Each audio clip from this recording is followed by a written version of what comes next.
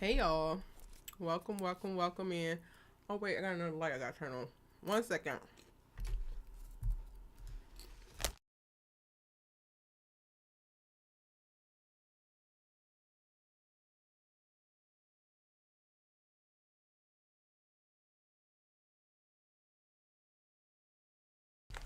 That's better. Hey everybody. Welcome in. I've been watching y'all post y'all thoughts. And I'm so glad that you have because I don't know what I got for y'all tonight.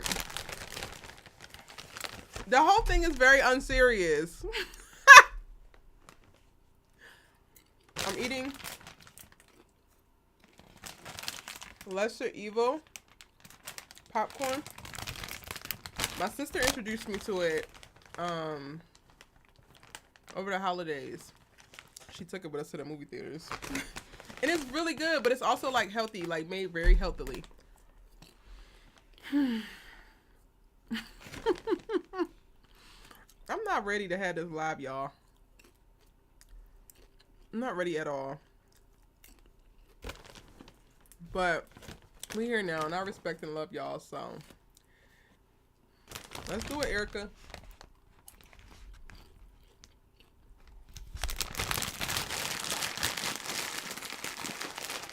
Today's been such a long day. Oh, I'm also drinking this from Trader Joe's. It is so good. Oh my God. I should have got more than one bottle, but we be like trying to think the best of ourselves. Of like, I ain't gonna drink it in one day. You sure about that? You sure about that? Y'all, I really gotta get off TikTok. Like, for real, for real. I gotta get my ass off TikTok. All right. Hey, everybody. Rainy Day Studios was good. Jalen was good. Shout out to all the members in the chat. I see Kofi, Kimberly Felder, Keish, Shari, I think I saw pop up in here. Who else? Tamara. Hey, boo, hey. Shout out to all the members. Thank y'all so much for supporting your good sis in the channel. Y'all, we crossed 26,000 subscribers last night, I think. At some point. I'm in a whirlwind. Like, I'm in a push right now for my second channel. We're almost at 1,000 subscribers. If you're not subscribed to Erica Vane TV 2, please go ahead and do so we can cross over this 1,000 subscribers. I'm really excited about that. I'm really excited for all the stuff I have cooked up. Today's been a very long day because I've been recording all damn day. I have some really cool videos coming in the Power Universe conversation world. Also, I'm still working on some All-American stuff, but that's just taking me a little bit longer. And also, they're not inspiring me right now, so there's that. But thank y'all so much for being members and supporting me the way that you do. If you're interested in supporting the channel in a very, very, very, very, very real way, check out the membership. Click the join button next to the subscribe button down below the video. But if all you're able to do right now is subscribe, I appreciate that as well. So shout out to y'all being in here. Jalen was good. Princess Caleboo, what's up? Rainy Day Studios, I already mentioned you. Hey, honey. Hey, Shekinah. How are you, honey? Desiree. Soul Child. Tamia Riri. Hey, Erica James. Alexandria. A Retro. This is the first time I've seen your name, I think. Hello. Welcome in. Hey, Effie. Hey, boo. You watch Power Book too?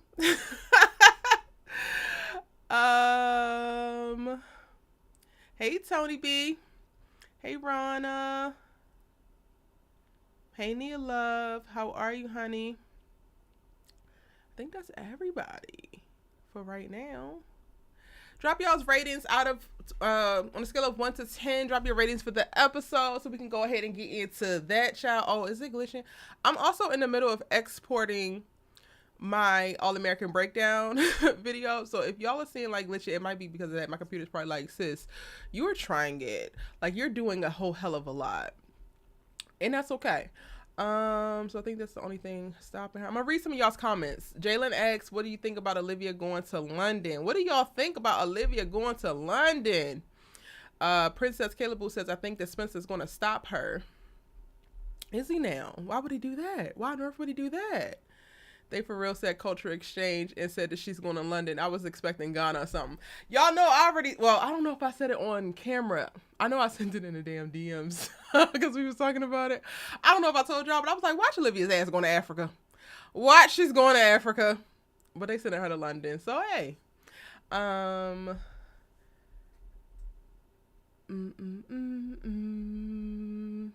She kind of says, I want more of JJ next season. Me too. I feel like they need to let Hunter free. Like, I feel like Hunter has some dope-ass performances to give us, and they are just writing him in a way that's just not allowing him to flex all his thespian muscles, and I need that. Like, I need that. At least she not going to terrorize the good people of the continent of Africa. Alexandria, yes! Shout out to you. She going to London, so she ain't terrorizing the African folk. Desiree says, well, while we wait, I want to expose myself. I spoiled the ending of season 3 on Erica channel. Be the end happening. Wait, what, Desiree? You want to expose yourself? End of season 3, what? I'm confused. Rainy Day Studio says, I really don't think Olivia should let a boy, although important, stop her from pursuing her literal education. Like, honestly, I don't think that All American meant for this to be the topic of conversation. However, for me, it's really forcing me to like audit and expose how I feel about true love and destined love. Like, if love costs you so much, I don't know how I feel about that. Like, I'm really thinking about how previously I have idolized, like, finding the one and doing whatever you can to be with the one.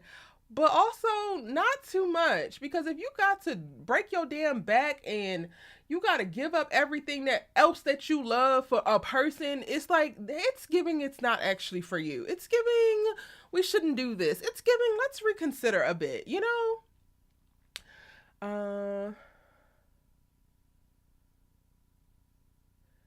Soul Child says, can we talk about how one episode we see Dylan waiting for Grace to pick him up? And he was like with a girl who happened to be Grace's husband's daughter. Then Grace and him dates, gets married, and no daughter.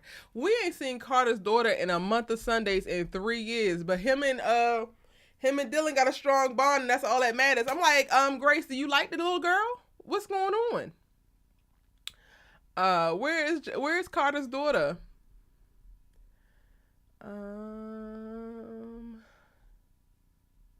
Riri said didn't leave to go to writing camp, so what's the big deal with her going to London?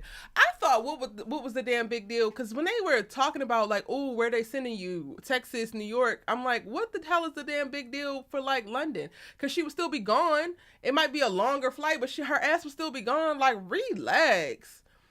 I feel like there's so many moments where they could lean into drama because this is supposed to be a drama show, but y'all asses are really unserious and it's not dramatic. So stop trying to make it dramatic for dramatic's sake. And y'all are also rich, so she can fly back whenever the hell she wants. They got rid of it.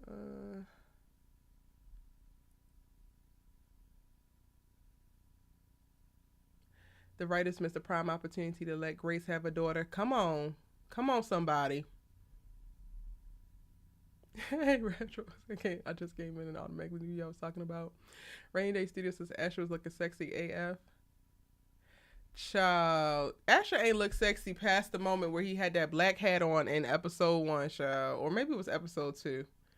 I've been rewatching All American, and that was the one moment. Shout out to Kofi. Kofi came in my DMs talking about something. Not you saying Asher was handsome or fine or whatever.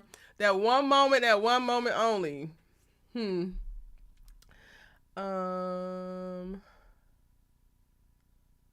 know it's bad when Asher has to check you, but JJ needed to hear it. Asher come a long way for sure. He definitely has come a very long way, Kofi. You're so right about that. Keish, that's the tea. And why did JJ owe Olivia an apology, if any? Why everyone always apologizing to her? Can somebody explain it to me? All right, let me read some of y'all's ratings. Okay, Jalen gives it a 7. Erica James gives it a 2. Tamara gives it a 5. Desiree gives it an 8. A Retro gives it a 5. Carter gives it a 6. Lawrence gives it a 4. Rainy Day Studios a 7. Riri a 6. Nia Love a 7. Kimberly Felder a 5. Tony B a 5. Dee a 5. Jada a 7. Micah a 4.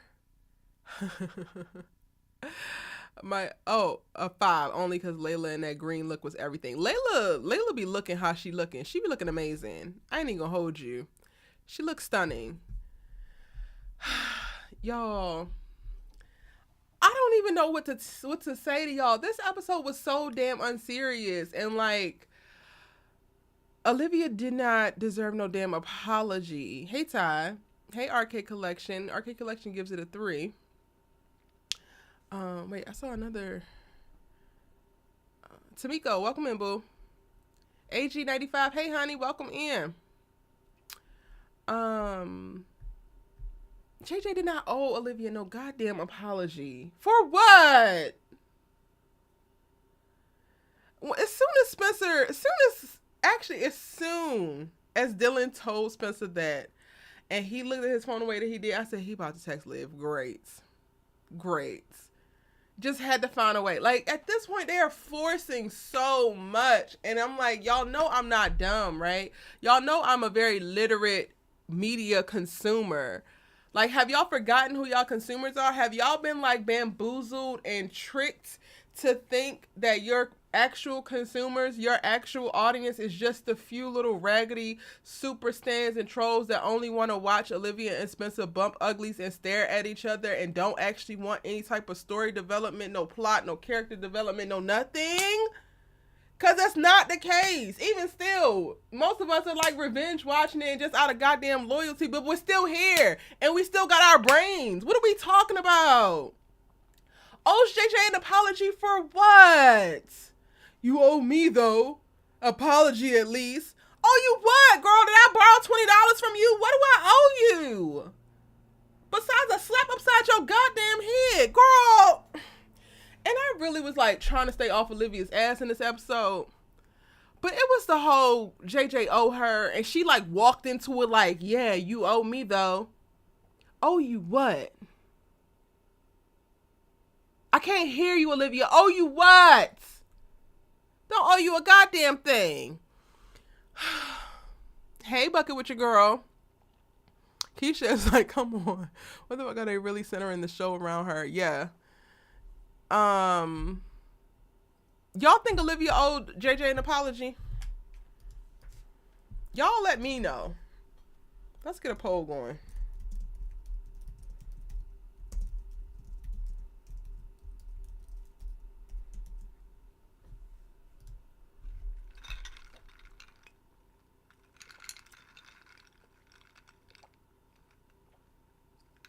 Tony B says they are forcing Olivia for real. Forcing! She wasn't needing that story at all. Rainy Day Studio says Olivia was literally only there for the Spolivia moment. I hate it. Erica James says showing up to her house smelling like whiskey.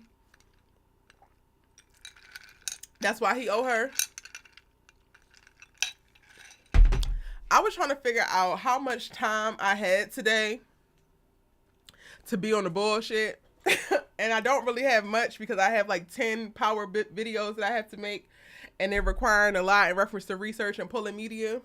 But I was going to go back into the All-American Archives and pull every single moment that Olivia owes people an apology for that they asses never got. And then I was going to go and pull every single moment when anybody in the vortex was drinking and or using drugs and still interacted with Olivia. They all have gone back to regular ass life pretty much like a day or two after her relapses or disappearance or some kind of craziness has happened. So now all of a sudden when Billy Baker dies, like Billy Baker is dead.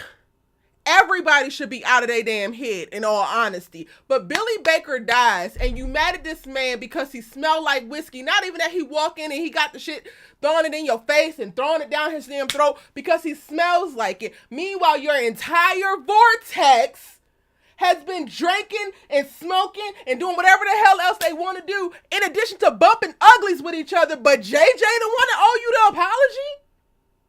JJ the one that crossed the damn line?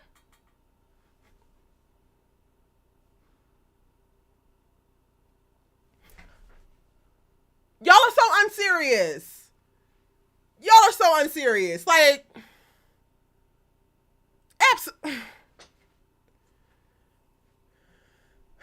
JJ owe her apology. You sure about that? You sure about that? Are you sure about that? Man, absolutely not. JJ showed up drunk to the repast, drinking in front of her, knowing she was struggling with addiction and was about to relapse when her dad died. See my previous rant, Cherish. Shakana says JJ lost Coach Baker too. Micah says, just started Friday Night Lights because of the reference in the past AA episode, and I just got to say that this show is everything that AA thinks it is. The balance between the drama and the football. Friday Night Lights? Honestly, Friday Night Lights is probably why I actually got into All American, because I was craving something. I don't even watch football in real life. Like, in real life, I don't give a shit, honestly. I really don't. And my family is all football. They like footballed out. They love the Ravens. It's a fucking thing. And I'll be at the events just like... But when I tell you Friday Night Lights gave me a certain level of appreciation for football, specifically high school football, and then as a show, how well it's put together, the cast, the performances, the writing, everything about that show is phenomenal. Phenomenal. So the reference that they made to it in the last episode, I was like, oh, that's funny, but y'all have already derailed a while ago. Season 3 took y'all asses off of that track. Friday Night Lights is an iconic show. It's going to go down in history as one of the best television series ever. Period. I'm glad that you're watching it and enjoying it. What would Olivia owe JJ an apology for? I don't think that she owe him an apology specifically, but if anything, not minding her damn business. Putting her ass up on a pedestal and looking down upon him as if the girl don't make all these types of missteps that everybody else seems to cultivate nothing but grace and apology towards her for the shit that she do to them. It's the nerve for me.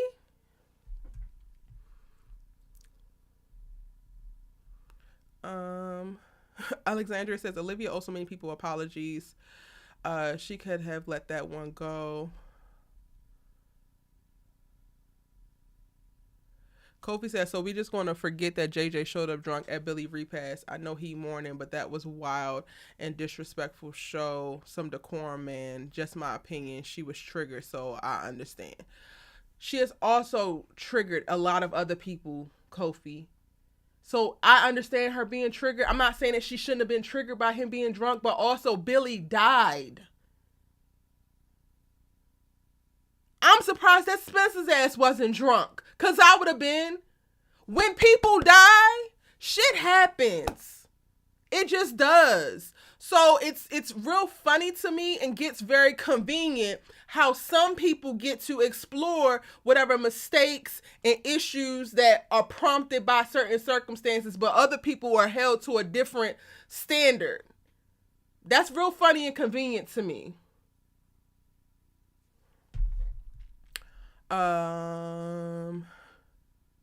Nia Love says she went to a whole college party when they were drinking out of a trash can and handed her a water bottle and said she was fine. Y'all are so unserious. You are unserious. Period. Yes, there are black people in Friday Night Lights. Michael B. Jordan joined season 4, I believe. But the start, Gaseous Charles is in there. He plays an arrogant little guy. I didn't like him at first, but his character come around. Like, there's a few. It's mostly it's mostly white people, but it's a few black faces in there. Michael and Journey Smollett, they join in, I think, season 4. Hey John, welcome in. Friday Night Lights rewatch. I can get behind that. I can get behind that. It's wild to me that 62% of y'all say that she don't owe him apology. So for the 38, bombastic side eye. Criminally offensive side eye. I can't.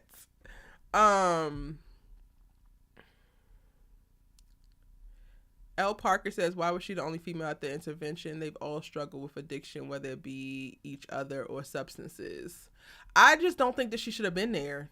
She just shouldn't have. It wasn't about her. And they made it about her. How did it take them a month to go check on JJ? They be forgetting about him. He's the thing that like keeps this whole vortex crutch going. And they literally just use him for that. They don't even treat him like the friend that they position him to be when they do moments like this. It's like, what did Lawrence say? Because Kofi just 100'd it. It was just so, oh no, he just said it, you're right. So it's just the men agreeing with the men. Hey, mans.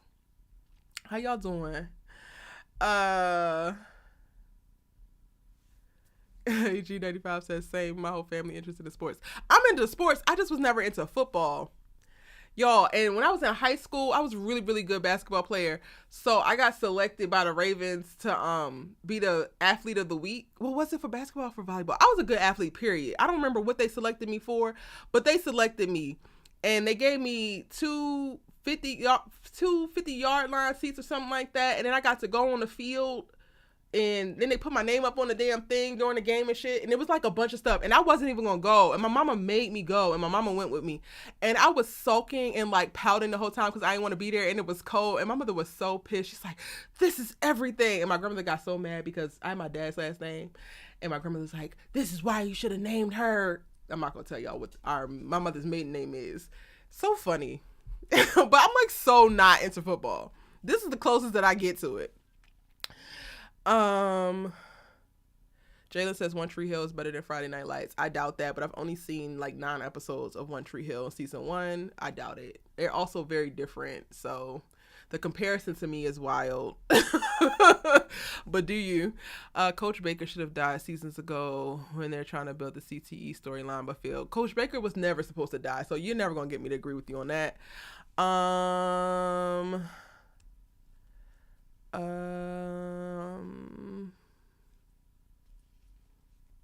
The fact that we couldn't even let Friday Night Lights stand without bringing One Tree Hill into the conversation is just like, it's so indicative of where we are in society right now. Like, side eye. Let's talk about the little joke Spencer made about Jamie next. He's sick. I don't remember that joke.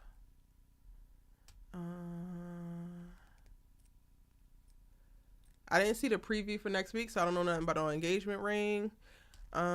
Just so y'all know, somebody said something about an engagement ring. I have no idea, unless I wasn't really paying attention. There's could have been more understanding on Olivia's side rather than her being like, say sorry, but wasn't wrong and feeling mad. I think that Olivia could have felt triggered in a moment, especially if she was leading up to that damn relapse. I think the biggest thing is not her feeling triggered or feeling mad at JJ, right? I think that her demanding an apology from him and externalizing her feelings around her problem, meanwhile she does not do the same for herself to others, that is my biggest issue here. It's not her feelings. It's not, oh, I don't like that you showed up drunk to my dad's repast. She has a right to that feeling. It's her expectations that she's placing on other people because of her own feelings. Because you did not understand or appreciate other people's expectations of you based off of their feelings around your relapse the first time. Or professing my love to you and you so-called not wanting to rock the boat with our damn friends and completely just choosing them over. Like, there's so many times where she has done and my thing is, it's very hard for me to rock with somebody or to stand with somebody who expects more from people than they do from themselves. That's automatically a no for me. Smash Williams is easily one of the best characters in the show. When he first started, I'm like, listen here, sir.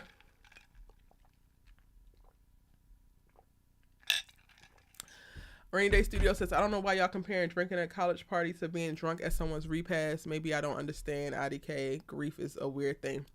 Grief is a weird thing, and that's also another reason why you need a little bit more grace in grief.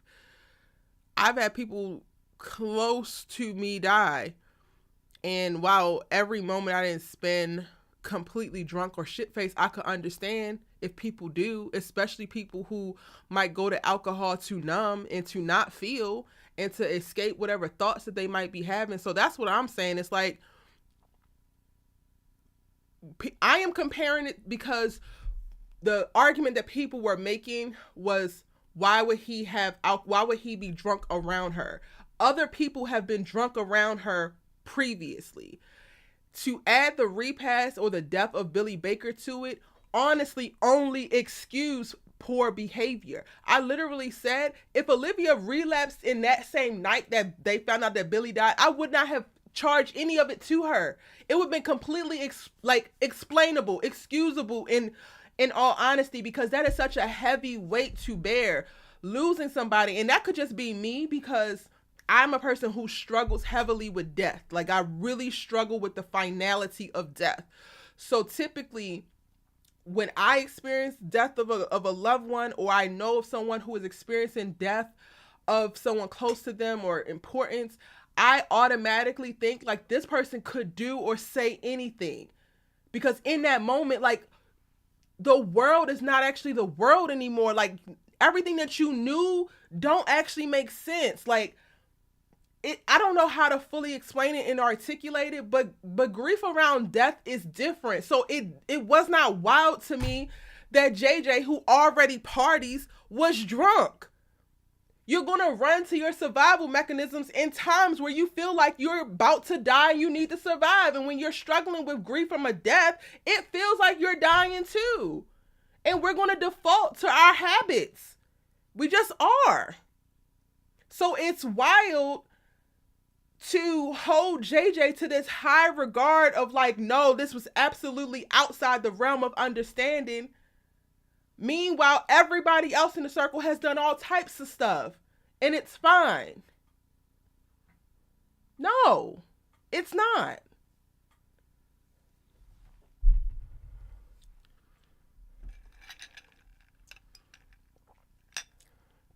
Y'all would not get me to watch One Tree Hill by telling me it's better than Friday Night Lights.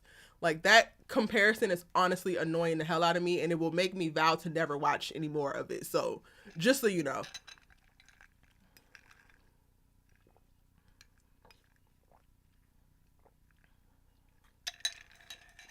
John says, Olivia owes everyone an apology, including us. Arcade Collection, the way it's going, you ain't gonna get that One Tree Hill rewatch.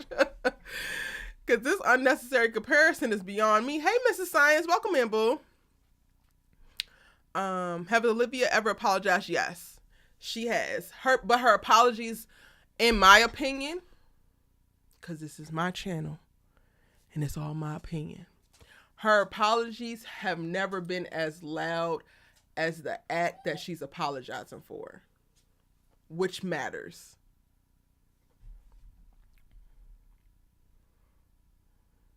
Cherish Power won't be back this Friday. It'll be back the next Friday. It's on a break. Hey, Kenny, welcome in, boo. Why was Olivia mad and not Jordan? Coley, I'm on live, so I'm gonna need you to stop whining, sir.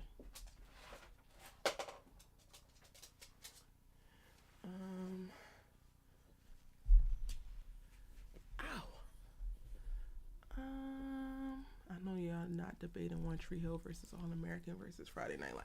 I don't know what the hell they debated. I don't even know how that became a thing. All American reference Friday Night Lights.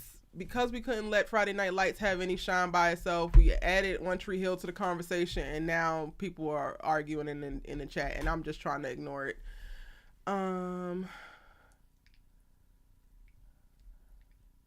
Tony B says, yes, we default. That don't make it right. I never said it was right. I never said it was right for Jada to show up drunk. I just said I understood it. And that honestly is a prime example of the biggest problem with the Olivia Baker characters, because she wants all of the sympathy, and we got to empathize with her transgressions and her mistakes and when she gets it wrong. But where's the empathy for everybody else? Nobody said it was right for JJ to show up at the damn repast drunk. I also don't know if I feel like it was wrong. He wasn't belligerent. He didn't like tear down stuff. Like I'm black as fuck. Like I have been babies, weddings, and funerals where people cut up drunk as hell. JJ's off into the corner, comes in late, ain't bothering nobody, and y'all want to throw up World War III about it? You're just not going to convince me. You're not going to convince me that JJ is evil and oh my God, he must be stopped. You're just not going to do it. And you definitely not going to do it in trying to convince me that he just owed Olivia this great debt because it was just completely unspeakable. What was unspeakable is crashing a damn car and then asking a little black boy that's sitting next to you to take the fall for you. Is this thing on? Like, no, absolutely not. Thank you, Desiree.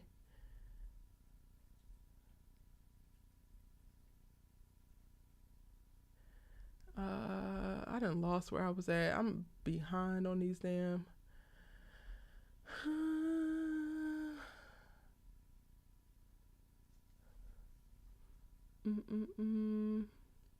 But y'all have y'all reasons. Y'all feel like JJ was so wrong and he owed Olivia apology, and that makes you feel good. And today, on what's today? On May 9th, 2023, then baby, go with that. Whatever makes you feel happy and at peace, go with that.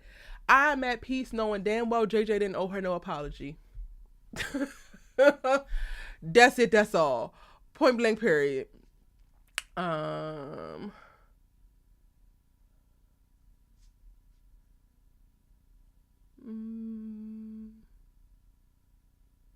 Soul Child says, I don't watch football either. I got into All American because my mom was watching it on Netflix during the pandemic, started watching it and continued. Shout out to moms. Friday Night Lights is an excellent series. And honestly, from there, the people who created it also created Parenthood. So I started watching Parenthood after Friday Night Lights ended, and that is great as well. It's not about football or anything, but it is freaking great. It's so good. Arcade Collection said I can understand Layla being there more than Olivia. I don't even know if I can understand Layla being there. I feel like the guys was perfect. Like if they would have got that breakthrough with just the guys, that would have been perfection. Truthfully.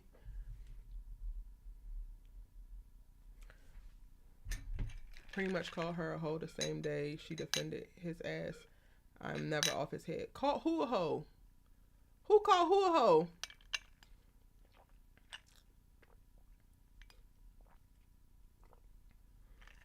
Has Liv ever apologized? Not being funny, but I'm really trying to remember her apologizing for hurting someone. She has. Again, it has not been as loud as the transgressions. Like, maybe it was the last episode where she apologized to the little football players. It's like, I'm sorry that my article hurt y'all, but something. She has made a few apologies. At the wrong time, way too late, and not nearly as loud as her fucking actions. I'll tell you that. I think by far since Snowfall ended, Power Book 2 is the best show on TV right now. I don't know if it's the best show, and I'm enjoying the hell out of it. Like, I am set every single week. Like, that show, I'm so excited about. I'm so excited talking about it, like creating content, going in the comments of people or talking to people under my videos has been amazing.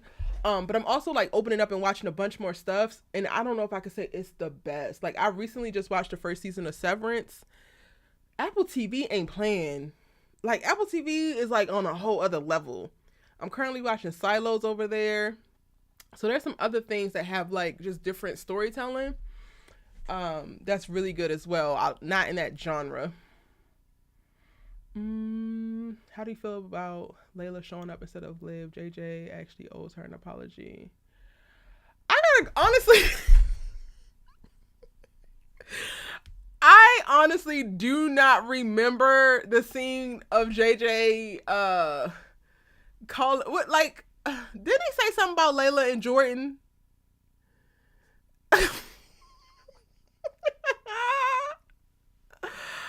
I don't remember. I know that he said something ridiculous and like to call them out, but I don't remember specifically what it was. And I also kind of shrugged it off. So I would have to go back and rewatch it. I don't feel like any of the girls should have been there. Honestly, like I thought it was a bro moment. It could have been so great just that way. And I honestly got to rewatch the scene to see if I believe that JJ owes her an apology. He just might owe her an apology, y'all. Cause from what I recall, it was like boy, JJ a wild boy, but I don't really remember exactly what he said.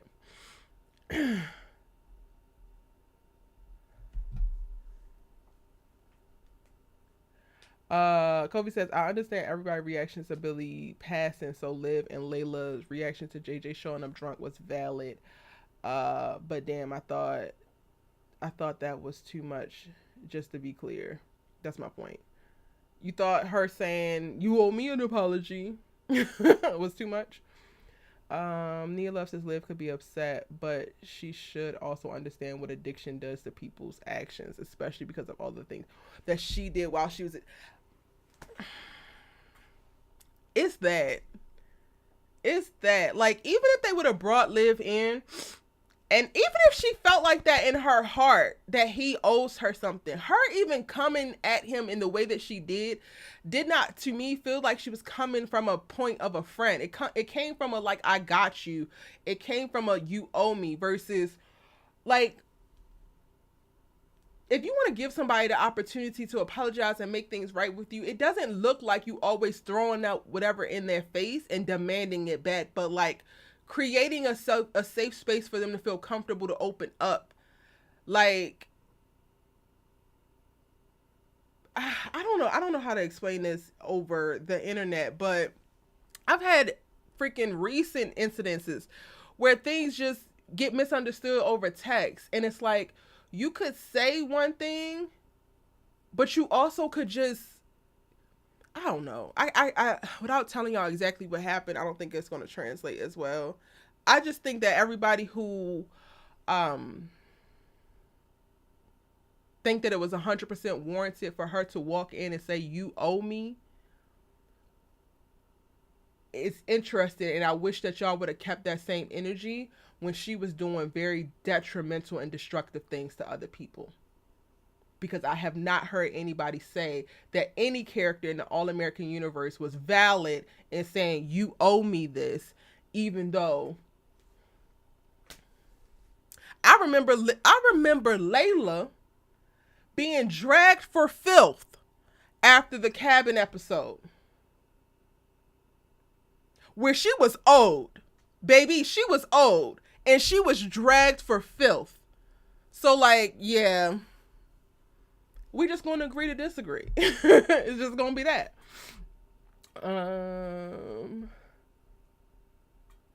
KK says, everyone walking on eggshells around Olivia because they're afraid she'll relapse. Oh, and is that not to you, KK, but for all the people who are just so gung-ho in her demanding this from JJ, everybody walking on eggshells for her is right and okay and cool and how it should be. Why was Olivia mad but not Jordan? I'm not trying to start anything. Not legit pay. I honestly don't know. Do I have to watch Power in order to watch Power Book 2? No, but I would, because you're going to miss so many of the like little references.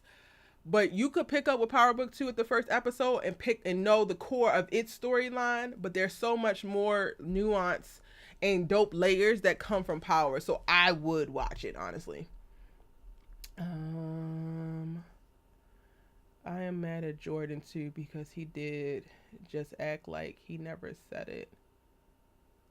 I think I'm behind. I'm confused, y'all. I'm very confused. Rainy Day Studio says, I hate how Olivia acts like she's the only one that knew Billy. I just hate how so many episodes have been surrounding Olivia and her group as if Billy wasn't important to other people too.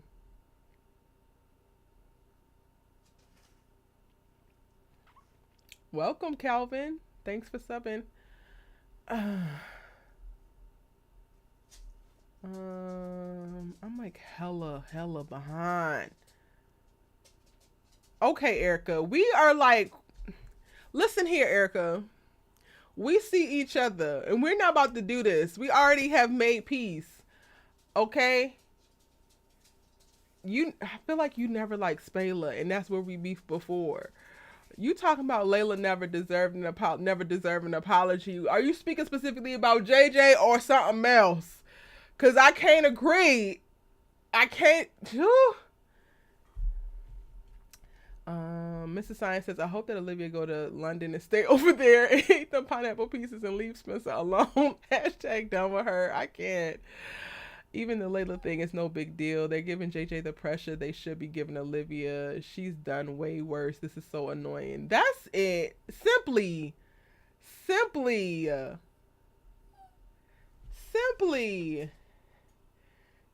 He said he should have next with Layla because she's been with the other three.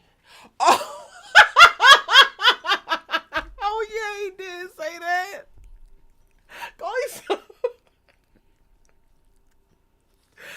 He did say that. Oh my God.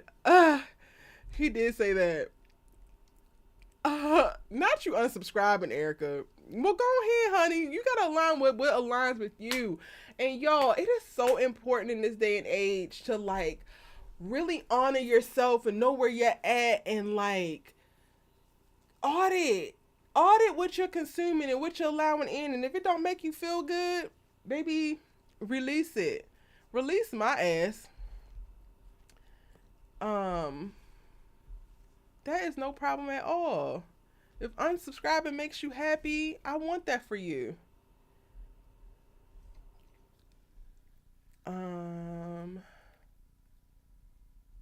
For sure.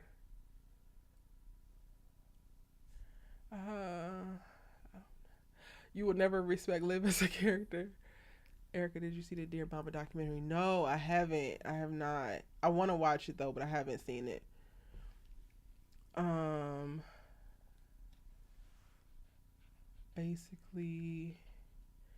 Basically call Layla a pass around and send her insinuating that she'll sleep with. That was funny. I remember it now. I don't know if he owe her an apology. I mean, maybe. Because they all trying to make this whole little vortex work. Also, y'all, like, let's just take a second to talk about how this vortex don't need to be trying to work. Like, if y'all are going to do something like bumping uglies with everybody within y'all's friend group, then you also need to realize that y'all all cannot be friends at the level that you want to be friends with. It just doesn't make any goddamn sense. Truthfully, it doesn't. When you make a choice to bump uglies and smash with all of the people that you are, like, then you also might be choosing the new cut buddy over this friendship. And that's okay. Because, not that he should have said it, but also, she has been with all them people. Like, and I love Layla. But she has. I don't. And this is wild to me that y'all have me on this good here Rihanna's internet defending this white man like this. That is actually wild to me. But y'all are not going to get me to to agree that JJ deserves all the smoke that everybody has had for him, because he just simply does not.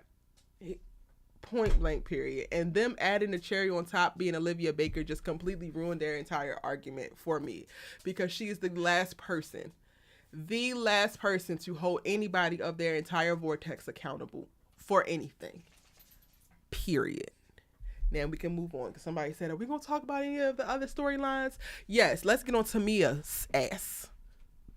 Because I'm back calling you Tamia. Girl.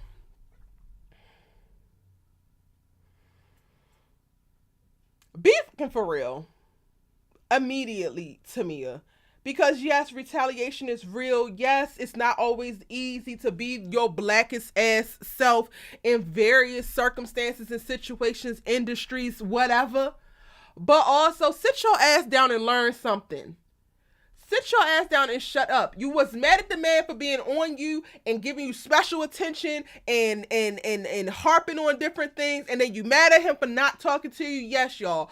Him ignoring her is retaliation, and it's not right. But the way they're telling the story is so wiggity whack to me, because also y'all are not holding Tamia accountable. I don't see Tamia not leaving that damn law library. I see Tamia sulking around about Patience in the Sky and storming up the damn steps and staying with her mama and daddy and cool, and then going to class and expecting to be catered to in a way that only she approves of. That's not how this fucking works. It's not how any of this goddamn works. Now, mind you, I have a master's degree in biology. My shit was medicine. I have no idea what's going on in them law books and what they got on the law wing. However, I am I am of the understanding that this is a very vigorous program, that what you're studying pushes you to an elite level academically. And when it comes time for you to step into them classes, you got to put up or shut up, and shut the hell up if all you got to say is, oh my God, he's not being nice to me. Girl, if you don't go to hell, this shit is hard. It's supposed to be hard. And no, you cannot just be your slang,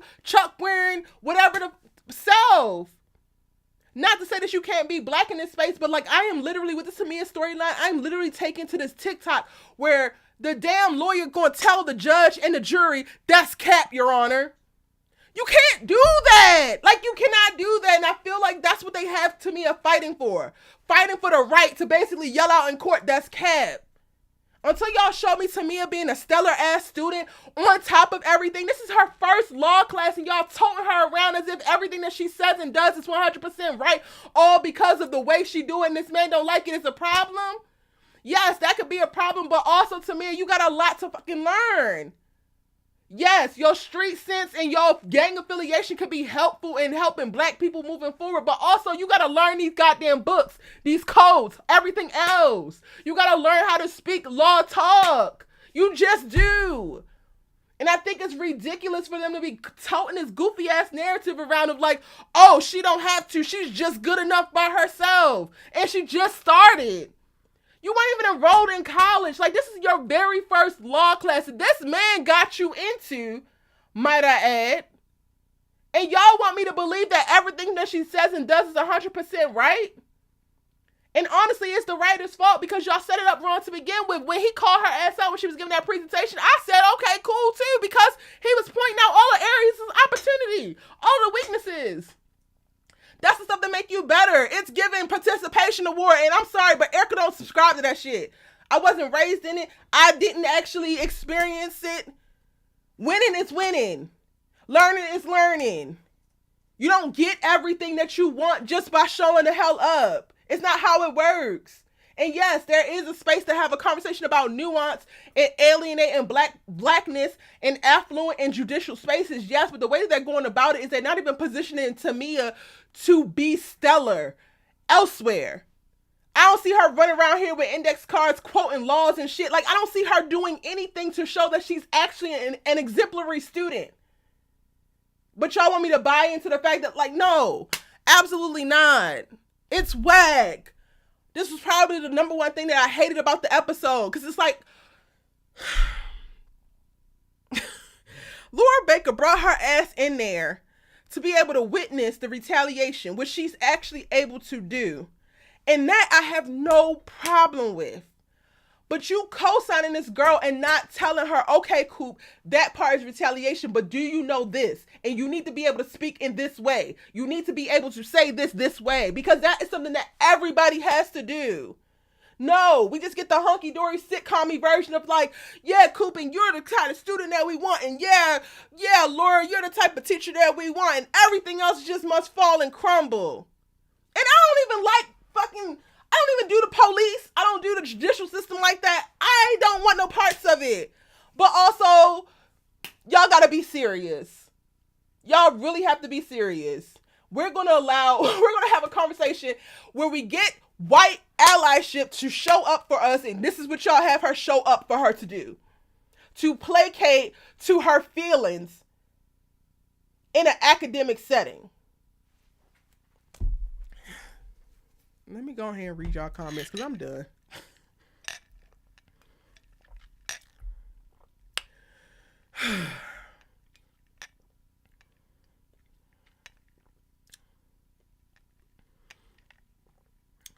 Oh, Erica, you was kidding. Okay, boo, you're here. JJ needed pressure in order to come out of this spiral. Just not from Liv. The guy should have been enough. That's it. That's all. That's literally the spark notes. I appreciate you, Tony B. Erica, you should have added an emoji or something. Emoji to what? This vortex is forced friendship. They don't like each other like that. Period. I'm hot, y'all.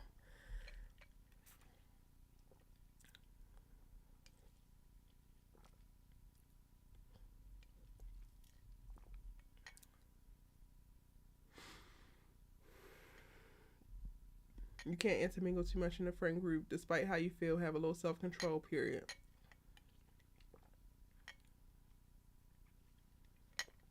Her and Jordan didn't ever need to get together, but watch the ring be for her next week. I haven't even watched this preview, so I have no idea what this ring is that y'all speak of, but probably. Or actually, they're gonna make Spencer propose. I am so fucking. Oh.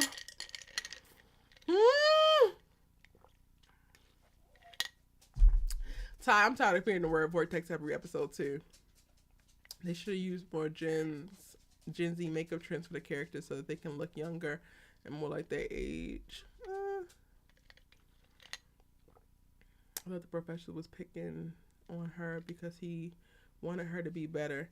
That's what I'm saying, Micah. That's what they set it up for. I thought that he was doing that because he was trying to make her better. Lauren says, I'm proud of how far Coop has come. I'm glad you proud, baby. Thank you, Erica. The Coop storyline is being fumbled big time. Tamia Cooper shouldn't have talked to that professor. The audacity, I could never. But so many of these characters do that. These freaking parents gaslight these teens to go and do all this stuff. That in what world would this actually be okay? I can't. Patience is definitely coming back. Legit thought it was just tough love. Not everything has to be a social justice issue. And if it is going to be a social justice issue, have it be that. Have it be a little bit more discernible, because there is something to, people just being hard on you just because they believe in you and they want you to be able to go on. And like half them people in that class probably ain't going to make it, ain't going to never pass the LSAT, but he going to make sure you do. You know what I'm saying? Girl, laugh out loud. She just got her GED. She need to learn. She need to learn. And they making it seem like she already knows everything and she don't. Coop is the only person who's been in this in this show that's been in class all year. No, she hasn't. No, she hasn't, because she didn't even pick up this class or start auditing this class until the spring semester that they were in. So no, she hasn't. IDK, what's up with Coop or her professor? But baby girl is auditing the class. She's enrolled now. He's the one who actually got her enrolled in the class. Like, if that's what y'all were going to do, then y'all shouldn't have had this man going above and beyond for her to start with. They would have been better off writing her to go to school to get a certificate from the law department. It's just an insult to our intelligence. I agree, Mrs. Science. I agree.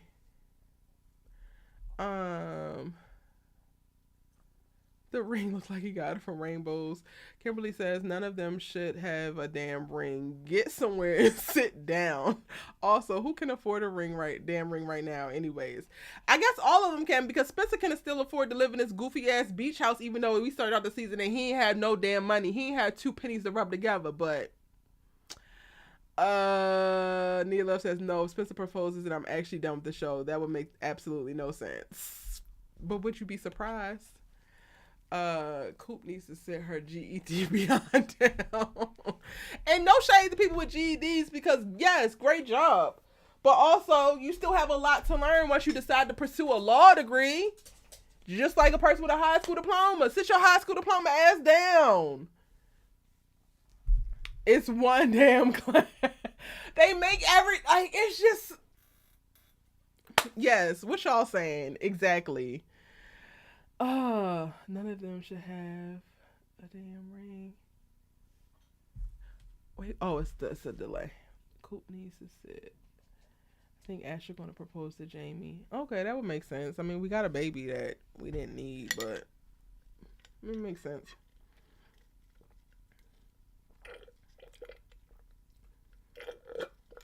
These kids are too grown and fast. Jordan has had 2 weddings in less than 2 years. He needs to go sit down somewhere. Like, damn, what is it with you and weddings? Lord, no one is ready to propose though. Make it make sense. I cannot make any of it make sense. Because we got JJ groveling to Olivia because he just owed her this apology so damn bad. And we got Coop reading the damn law professor because he didn't just break his back to get her into this class. Coop, you didn't send in no application to this college. You didn't take no SAT. You ain't take no placement exams. You ain't do a damn thing. And this man got you into the school. And now we're sitting up here trying to disrespect him. Girl.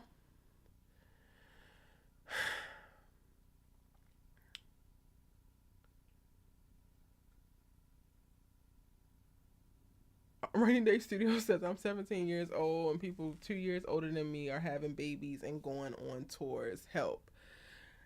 Just cover your mouth. Whatever's in the air, don't breathe it in. I don't know. Just stay true to what you want and what you know is for you. Like, don't allow yourself to be influenced by things that are not actually in line with what you want for yourself. Simple. Nicole 101 said this episode was just fluff. All so that we could get to the end of the episode and Olivia could tell Spencer that she is going to London and he can hug her and then stare off into the sand like my world is over. Insane. That's what the whole episode was for.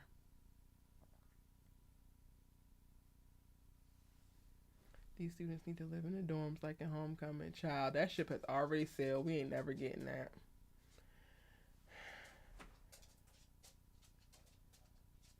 He was going to his mama purse like, baby boy, like, mama, I need the car keys. I can't.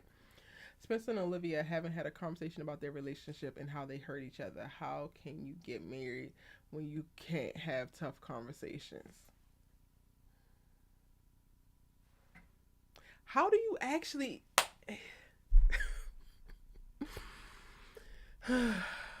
So many questions and no answers. Answers are on the way, but not today.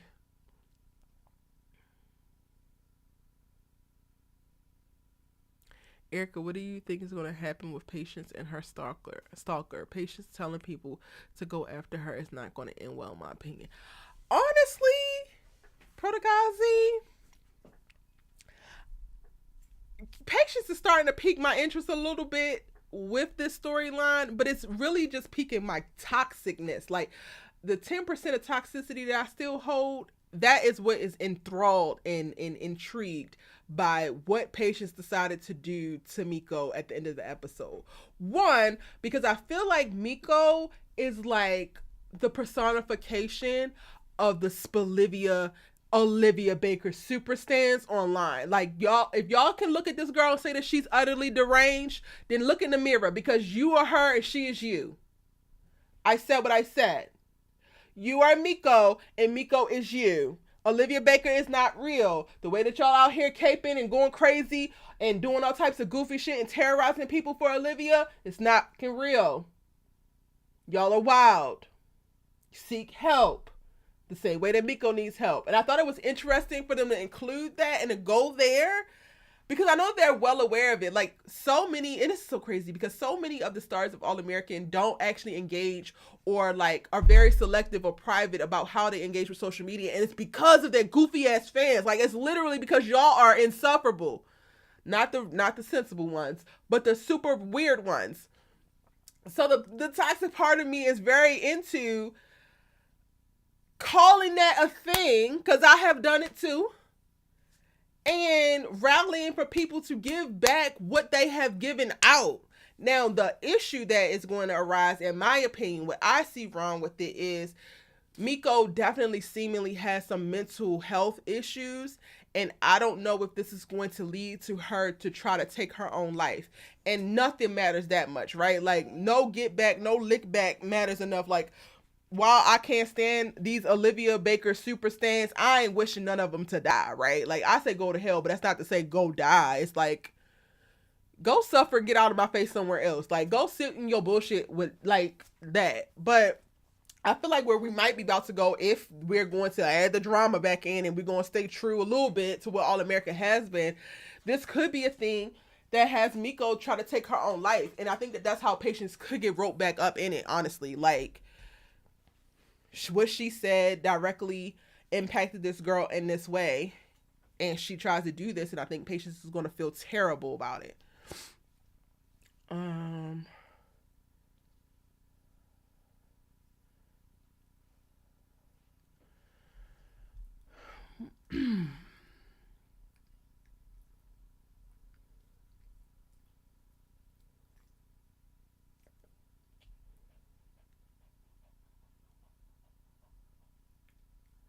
Can we talk about Asher calling out JJ for disrespecting Layla, but she didn't get her apology? Child, I hope someone's giving a ring to themselves, committing themselves to Christ. I love that. We need to talk about how the episode should have went down. I mean, I have thoughts on how it should have went down.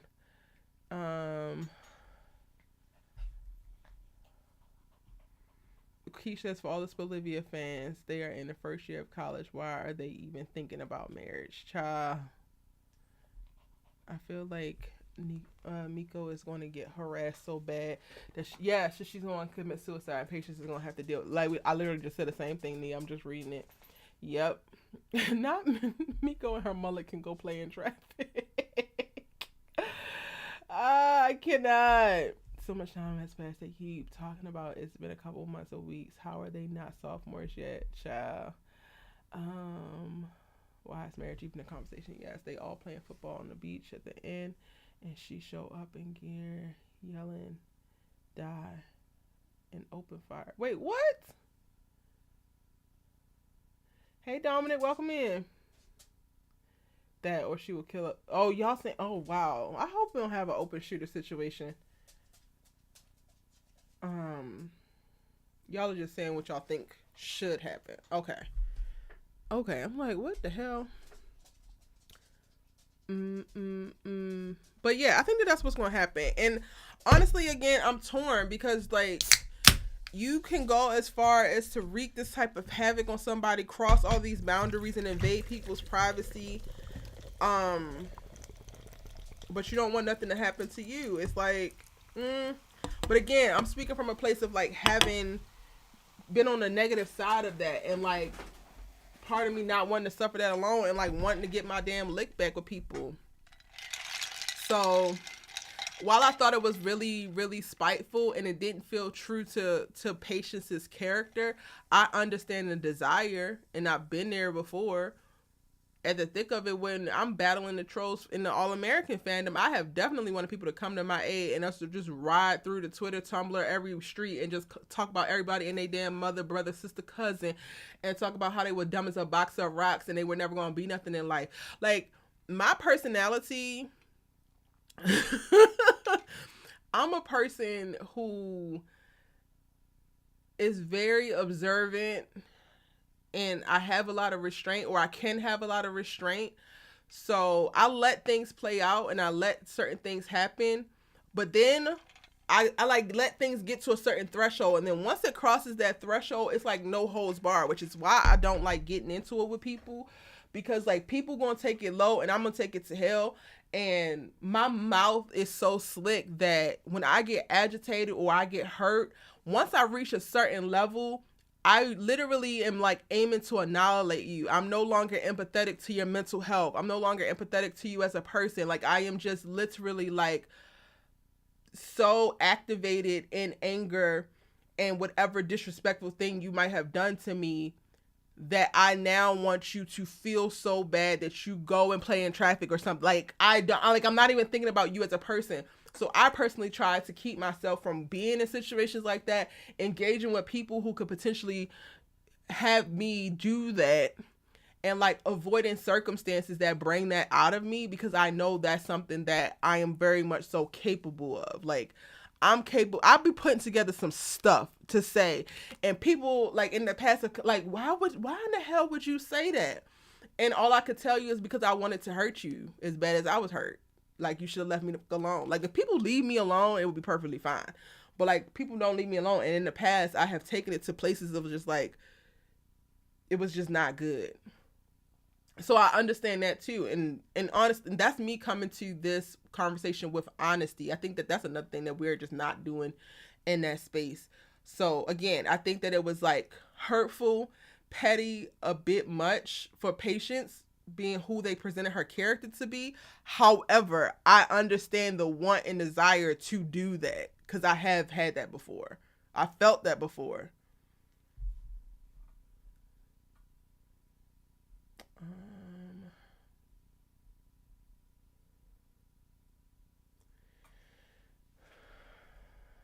In the preview, they're on the beach. Was it fair for Layla to say Miko had no humanity in her eyes? Layla seemed very triggered. What do you mean, was it fair of Layla to say? If that's what she felt that she saw, that's what she felt that she saw. It's not fair or unfair. Hell,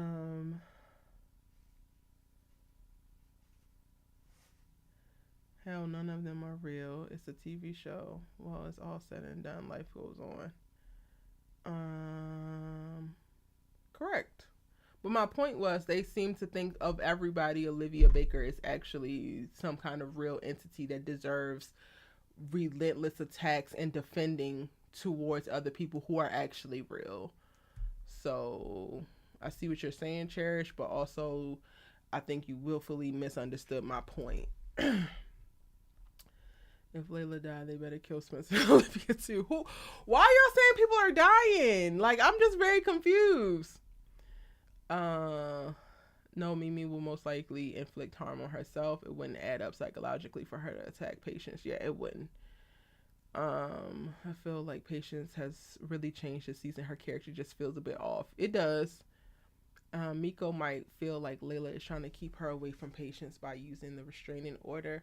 So she's going to do something to get Layla out of the way. I could see that happening. And then Carrie going to come out of the bed. Not the two crazies fighting. There was only anger and, yes, no humanity in her eyes. Miko has no sympathy in her. She's completely crazy. No getting through to her. We have no idea what she will do next. She is unpredictable. Yes. Kimberly Felder says, I want to respond to the obsessive fans on Twitter, but it's not worth it. Half the time, it's not worth it, y'all. And y'all, I've had some wild stuff said to me. Like, I have had all types of things said to me, all the way down to like wishing my unalivement, wishing SA on me, like just so much stuff. And I have wanted to come back and just like, I'll be stringing some shit together.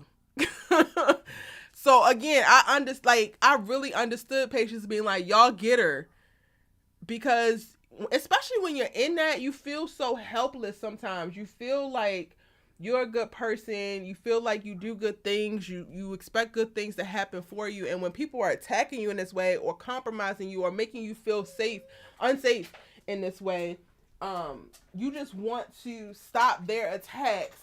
And the only way you can think to do so is by retaliating attacks. If Spencer proposes, I think she will say no, because she wants to travel the world, discover who she is. If it ended up being with Layla, she will say no, Jordan, because that's not her thing. If Spencer proposes to Olivia, one, what the fuck? That should not happen. But if she says no, I have, like, the way I did not sign up to watch a show about this boy lose his damn mind over this damn girl, and like time after time after time be constantly like dismissed. I'm okay. Jamie and Asher are getting married. Child.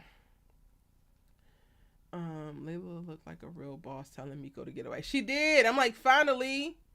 Finally. Death threats because a fictitious couple is wild. Seek Jesus. It's really wild. I would have never believed some of the stuff that I have seen get said to people until it started being said to me. I scrolled through AA Twitter one day and saw your name pop up a few times and was like, dang. Yeah, girl, they don't like me over there.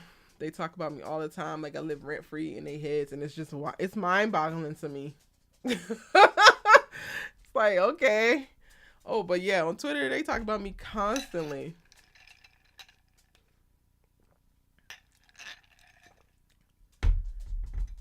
Yeah, that's true, Erica. Sometimes you gotta say something. It depends. I'm in a space now of like, for the most part, I'm probably not gonna say something. I'm just gonna block you. But when it first started for me, I also felt guilty about blocking people. So I felt like I couldn't block people. So I really felt like, damn, I can't block you. And then you saying this stuff, and then I can't say what I want to say. So I felt very restrictive, and it just made the abuse, because it is abuse, even more intense. But once I got comfortable blocking people, now I'm just like, I'll just block your ass. Like, I'll delete your comment and block you and keep it fucking moving. But every now and again, depending on how I'm feeling, man. If somebody catch me on a day when I'm already going through some stuff, I might add a little extra sauce to the go to hell. I ain't even gonna lie. I'm only human. Olivia's grandma is not even on the show, and even she could tell Olivia's not ready for Spencer. Yes. I don't know if she could tell that Olivia's not ready for Spencer, or she's not ready to be in such a committed relationship, because I think you and I say that she's not ready for Spencer, but her grandmother was communicating in a way of like, she's not ready to take something that serious. Because I don't know if the grandmother really fully knows Spencer like that. All America is given to be. Wait, I'm not going to jump in on that, because apparently, like, I'm just now entering the Tubi world, and they got all of my web series classic faves. So I ain't going to say nothing about Tubi, because they do me right. But I've heard things. I'm so sick of Jamie excuse. Is that not Asher's child? He couldn't be my brother, because Casey would have got walked down. Just disrespectful. Wait, child, you so messy. Are you talking about last week's episode? Because we didn't get to see Jamie in this episode, I don't think. Shari says, I don't think the ring is for anyone. The previous tent left it behind, but JJ finding it is going to spark the marriage combo of these 19-year-olds. As if that's the combo that they need to be having. It's so wild. Kenny forces I get mad on Twitter and I want to say something, so I just limit the use. Yeah, I have been off All American Twitter for a very long time because it was just not good for my mental health. Did anyone notice that Laura's mom just popped up out of the blue to push this Bolivia agenda, but she could show up for the funeral of her daughter's husband or to support her daughter? But I love seeing her though. Grandmama Fine, I was totally here for. Like, I love that. I love that they gave us that. That's crazy. Sorry you had to deal with that, Erica. People be talking to you like that. No place for that. It's a TV show. It ain't that deep. It ain't never been that deep. You know what? It never was that serious. You right, Kofi. But it's all good. I have for every one hater, troll, super weird ass stan, there are like, I would say 40 of y'all who like support and are down. So that's what I just stay focused on now. Honestly, it's very easy to feel like the noise and the negativity is so much bigger, and there are so many more people just because they're loud. Like, they're like hyenas and they're just relentless in like spewing their narrative, but they're really, really, really the minority. And that's something that I have to remind myself often. So I'm in a much better place when it comes to that.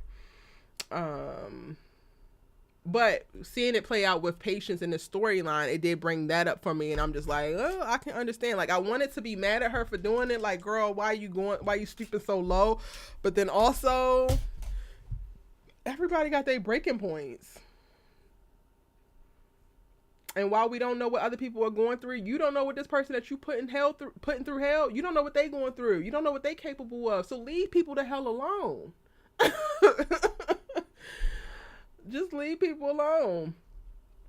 Wow, it's sickening that the All-American Stan split Olivia Page. Give that much hate to the level on social media, Black Twitter. Yeah, it's insane. Honestly, it's insane. The most recent thing I got, which it wasn't nothing too crazy, but there was a girl who was clapping back at people on my behalf because apparently, I covered Tyler Perry show Sisters. And their spinoff Zatima, and the main couple Zatima right now is going through it, and the guy is being very disrespectful. And I speak about the way I speak about All American. I speak about all the shows I watch. So if y'all are like not just watching my All American videos, you will really see that like I bring the same energy, same thought process, all of it to all of the shows that I watch. But basically, the Zatima fans within the Tyler Perry Sisters universe tweeted out the other day, oh, I just found out that, oh, no, they said this. It's not just the Tima's fans that don't like that girl, Erica. The All-American fans are on her ass, too. And it's just like, y'all don't like me for my opinion that you don't actually have to listen to. I do not gift wrap and special deliver my goddamn videos to your doorstep, to your iPods, to your iPads, to your Samsung devices. It's not in your AirPods, honey. Like, it's wild. So, like, Twitter is very interesting because now it's those two fandoms who have, like, gotten together to talk about how they hate me based off of what I say about these characters on these two separate shows from two separate worlds on two separate networks. But have at it. Like, if you find your best friend hating on Erica and this is the person that holds you down the rest of your life and is there through thick and thin, then by golly, Miss Molly, I'm glad that I could bring y'all together. I knew AA Twitter had gone off the rails when they tried to say that AA was better than All America Homecoming. Child, they was pushing that narrative from jump, and I'm just like, yeah, y'all are completely unserious. And it's crazy because now they're mad that they went through all of that and still have to wait longer for Olivia. I feel like that's like the sweetest thing of this whole thing. The fact that Spencer and Olivia are actually not together is saving it for me, because at least they not getting what they want. I'm not getting what I want in reference to story, and y'all asses ain't getting what you want either. I'm here for it. Same energy, don't switch up, period.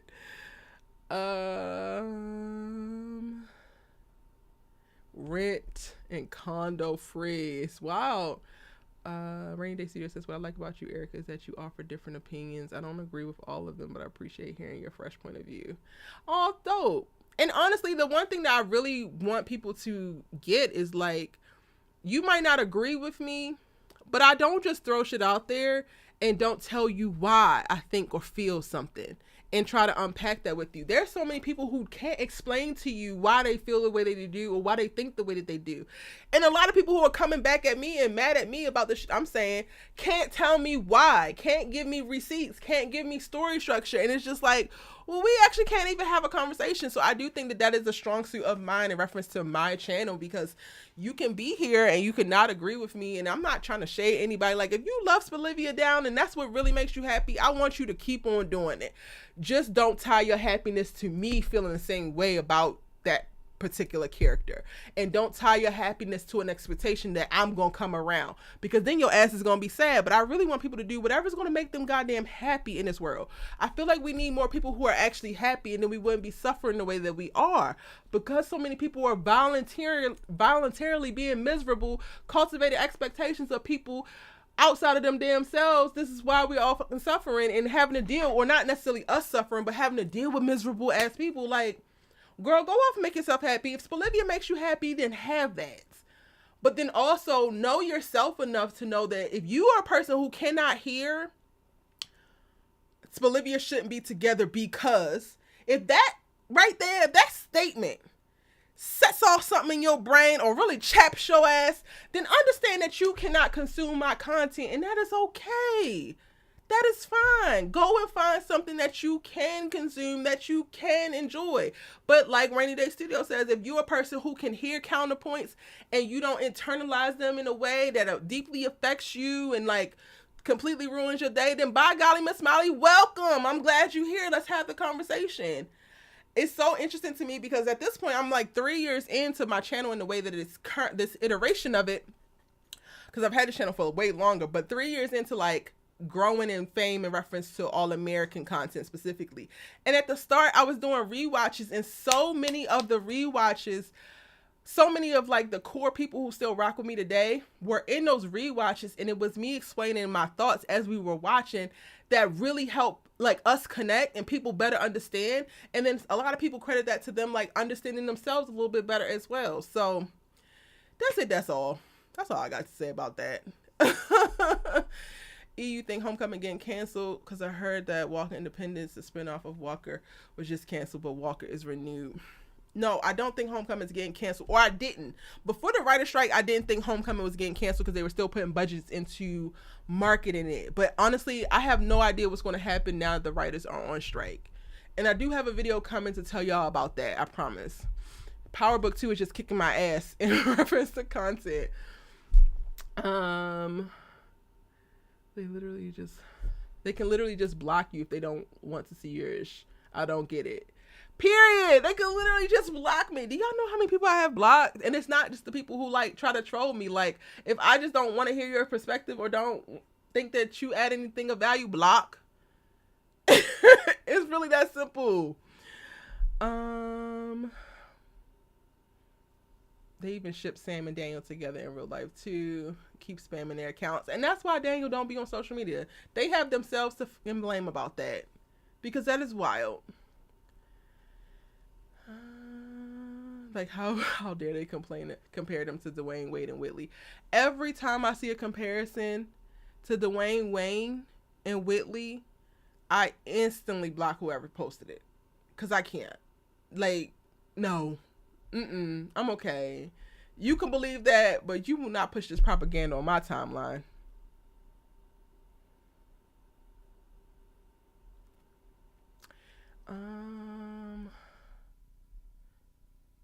Kofi, you said you saw me on Moji J Live when they recap Power Book 2 Ghosts. I watched the replay on Sunday and the conversation of Kane and Effie.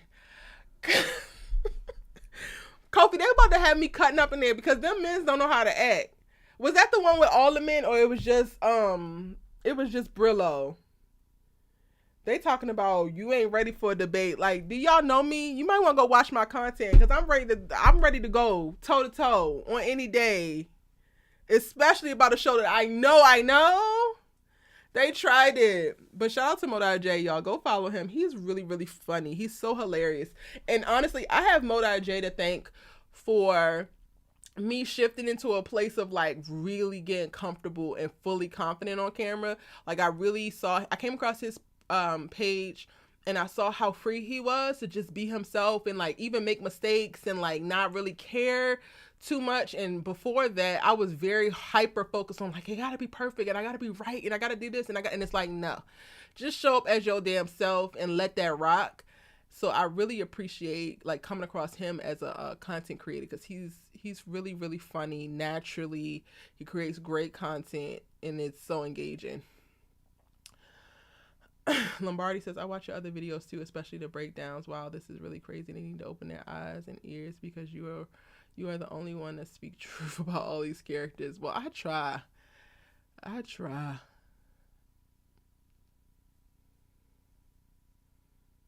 Erica provides consistently insightful takes and holds people accountable, which I rock with heavily.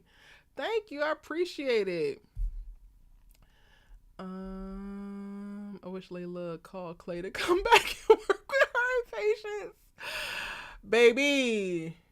Daniel has a girlfriend and they found out who they think she is. And oh my God. Are you serious? I feel so bad for that girl. Damn. I think they low key. I think they low key like you, and it just irritates them. You don't share the same viewpoint on Bolivia. That could be it, honestly. Fearless Heart. They could really like me and just be mad at me because they do like me and they just want me to. Because that's one thing I struggle with. I'm like, why does it matter what I think to y'all? Y'all don't know me. Like, at the beginning when I used to get like really, really crazy hate, I would just sit and be like, why do they give a shit what I think? Because I don't give a shit what they think. Like, why is this really bothering them this bad? There are a couple YouTubers who have commentary about characters that I really love. Like, I really love. And I feel like their takes are just so shallow and so woman-hating and so misogynistic. And I don't watch them. Once I figure that out, I, like, don't consume them anymore. I avoid them like the plague. So, like, maybe it is that they just like me and they resent me also because they like me. They don't like that I don't agree with them. No wonder he's not on social media and hides his girl. They literally have nobody to blame but themselves that Daniel Ezra is not on social media. Nobody to blame because he might not be a social media person, but y'all made it very easy to pull back because y'all do too much. Period. And I tell people all the time, like, well, I tell my family all the time, I really feel like when I rise to like a certain level of fame and like I'm starring in a bunch of stuff and people really know me, I really feel like I'm going to be old Kanye, like not this new mega Kanye, but like old Kanye that got with the paparazzi and stuff. Like that is what my personality looks like. So Lord help me. I got some best friends who's like, Erica, we're going to have to be with you 24/7 because... But that's how it be. And I feel like I also would just fall off the grid in reference to social because I'm not doing this stuff with y'all. Like, y'all do entirely too much. Not you coming for my damn spouse and, like, I remember how they dragged the boy that Samantha was with while he was with her, while she was with him. And I'm just like, y'all are terrorists. Kobe says, yeah, it was one with all the men. Oh, it was one with all the men they were dragging Kane, calling him a simp god about Effie. It was entertaining. Kobe, they talking about they trying to debate me on it. And it's just like, I don't understand. And I said I was going to go live to just talk about, hey, Jess Danielle, welcome in, honey. I was going to go live just to talk about simping and like try to get some people to come on and tell me what the hell it is. Cause I don't know what it is really. Like I hear it in the zeitgeist and like on social, but I don't really register it. And it feels like it's when a guy really likes a girl and does nice things for a girl, but I'm also struggling with like, why is that a bad thing? And the way they was making it seem was like it was such this bad thing. And y'all, I was on this other YouTuber's live, Mo.J, and he had a bunch of men up there and they were all going in on Kane. And I'm like, okay, that's fine too. But also I added my point. Then the boy tried to say my point. He's like, oh, Erica Vane TV said da da da da. And he didn't even quote me right. So I'm like, quote me motherfucking right, sir. Get it straight. This is what I said. This is the point I made. Read what I said, not what you heard. Kofi, not you going back and seeing me in these streets cutting up. Am I embarrassing y'all? Did I embarrass you, Kofi? I cannot.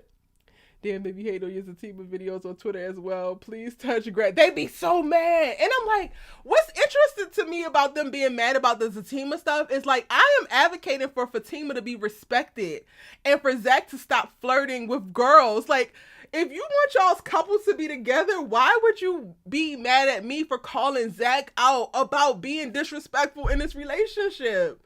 Like, y'all need to touch grass. Gael says that's why Daniel and Sam never post any pictures of them when they hang out because too many people harass and then they feel embarrassed, especially if they're a significant other. It would be embarrassing. Yes. Yes. I just got on and when I saw them bring Olivia to talk to JJ, first thing I thought of Erica is pissed. Y'all know how many people DM me, Erica, you about to be pissed. Y'all know me so well. I can't. Kenny Ford says, reading these things that people say has me shocked. Do these people have nothing else to do? I barely have time to get through all the things I have on my schedule. No time to comment on Twitter. Ciao. If people don't like the content that's being posted, they can simply unsubscribe and stop watching. Their loss. Period. I'm happy if Daniel has a girlfriend in real life. His right to hide his girlfriend because Bolivia will try to be compared to her and Sam, and I think that Sam is better than the actual girlfriend. What? We don't know that. And Sam is not interested in him. I'm confused. I think I might have read your comment wrong. I'm gonna just go with it's right for him to hide the girl. Let's just stick with that. Do I need to where's my iPad? Before I get out of here, I want to open it up for y'all to say something if you want to add your thoughts. Did we get everything, y'all? I know I went on 2 major rants, so I don't know if I actually got everything that we were supposed to get to from the episode.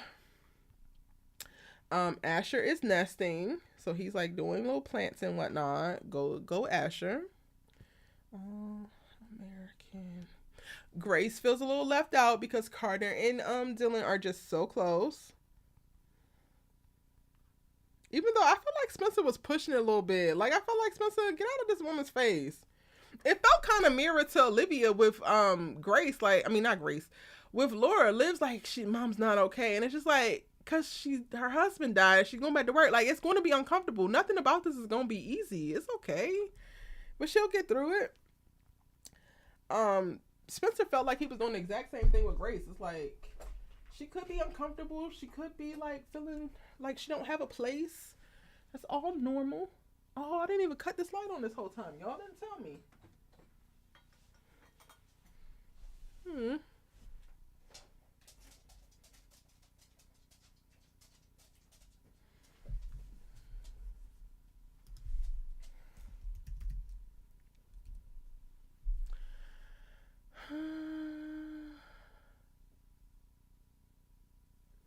No, Kobe, not saying that you're embarrassed watching the different people. I said embarrassed for me. That was I cutting up too bad?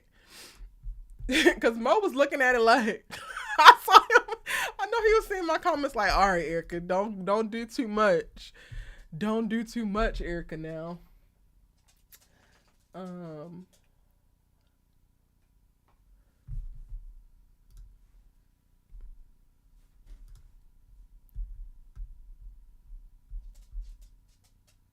they picked a great actress to play Laura's mom. For sure, you're right on. Okay?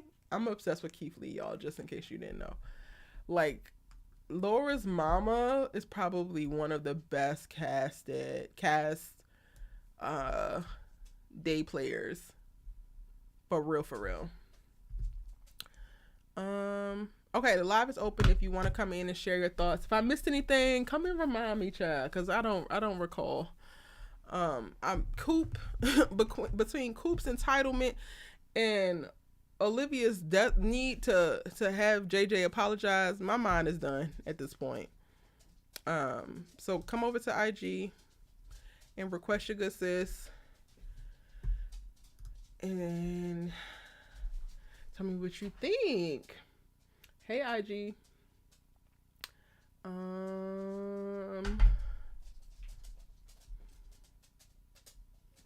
I like Kane simping on Effie, hiding in the bathroom and stuff. Fearless Heart. Okay, I'm going to go live to talk about Kane and Effie because I need to understand the simping thing. I don't know what the hell that, like, why it's a bad thing and what exactly it means. Like, I really have no idea. And I just be hearing this stuff. Okay, 1 second, y'all. I actually got to go to the restroom really quick. Be right back. Tony, I'll be right back.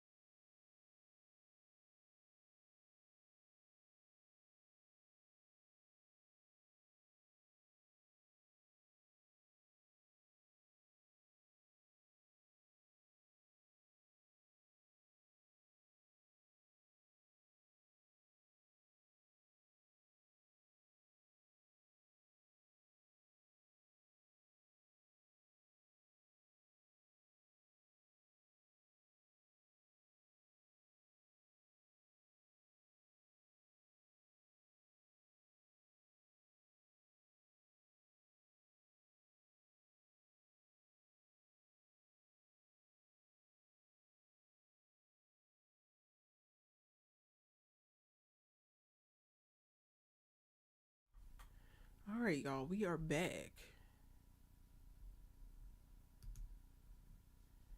Um, hey Tony, I'm good. How are you doing? I'm doing pretty good.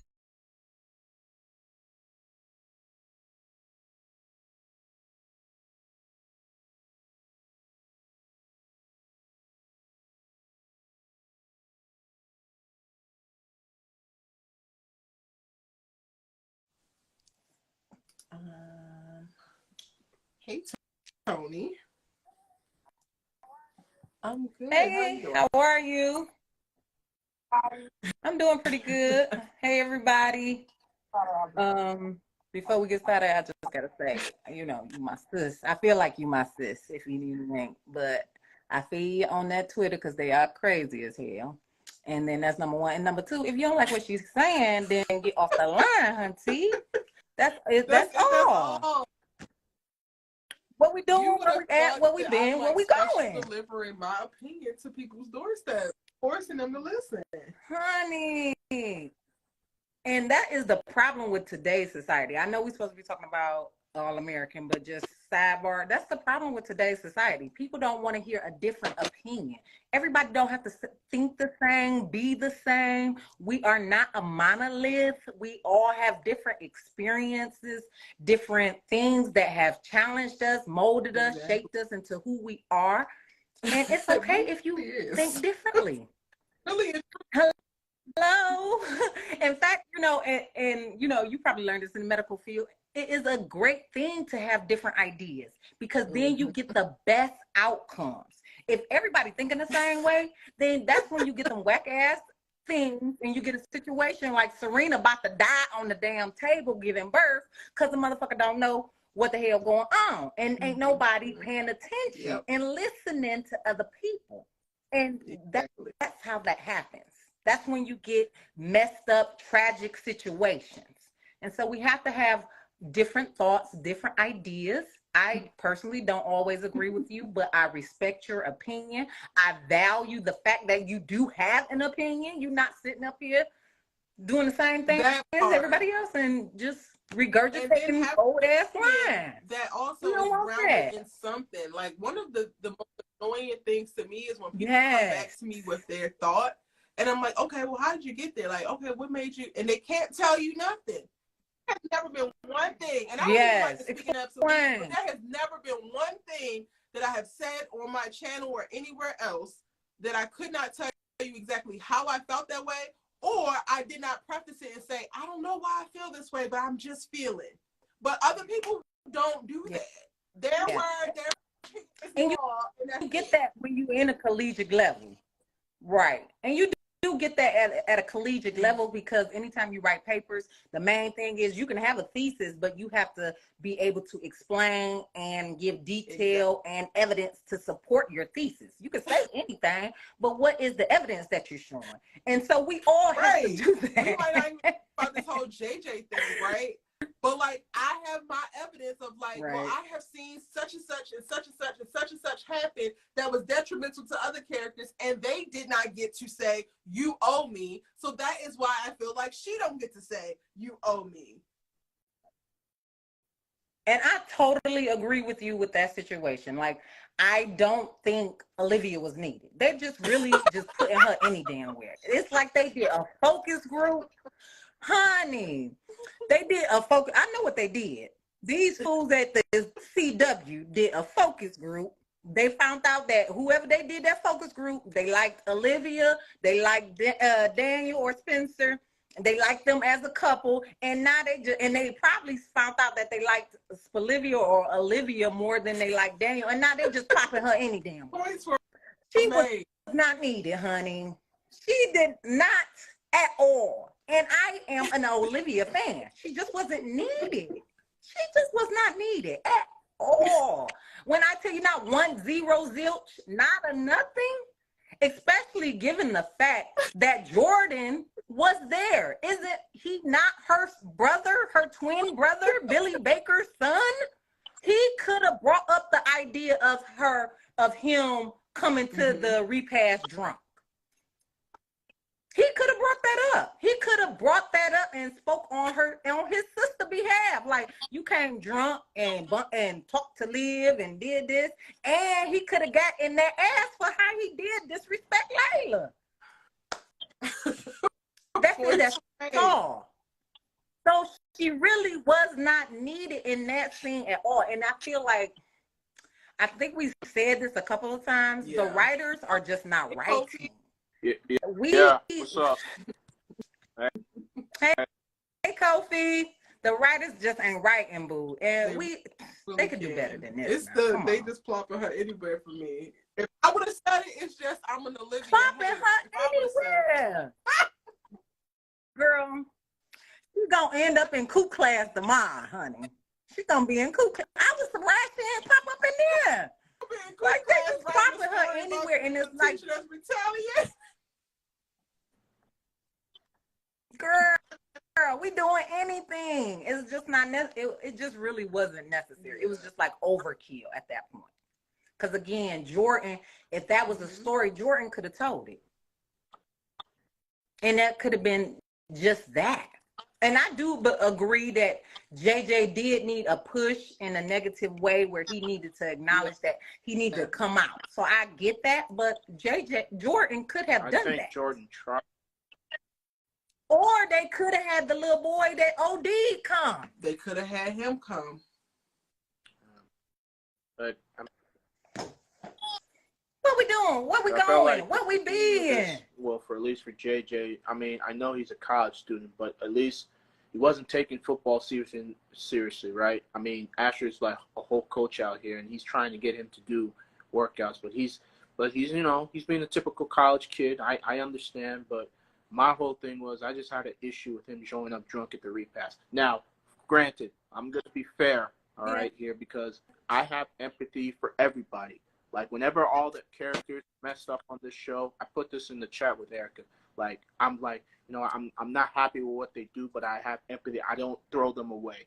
So, like, I kind of wish people would have that same energy for everybody. I know that doesn't necessarily happen, but that's just me personally. So, for me, I personally felt like JJ screwed up in that aspect. I know Coach was gone, and so, and I could understand Olivia and Layla, you know, feeling the way that they felt. I mean, specifically Olivia, but at the same time, the girls, y'all have done some stuff. I mean, Olivia, we ain't got to go check in about what you did. This is one thing JJ did. I know. For each of them. And then, Now, I will say this is a big thing. Like, I just lost my dad back in August. Season 2, so, like, she was wilding out with her depression, and then, you know, she sold out Olivia with Vegas, and then that whole situation. And then even with the guys, all the dudes are screwed up. Like, Asher's my boy, but do we really need to go?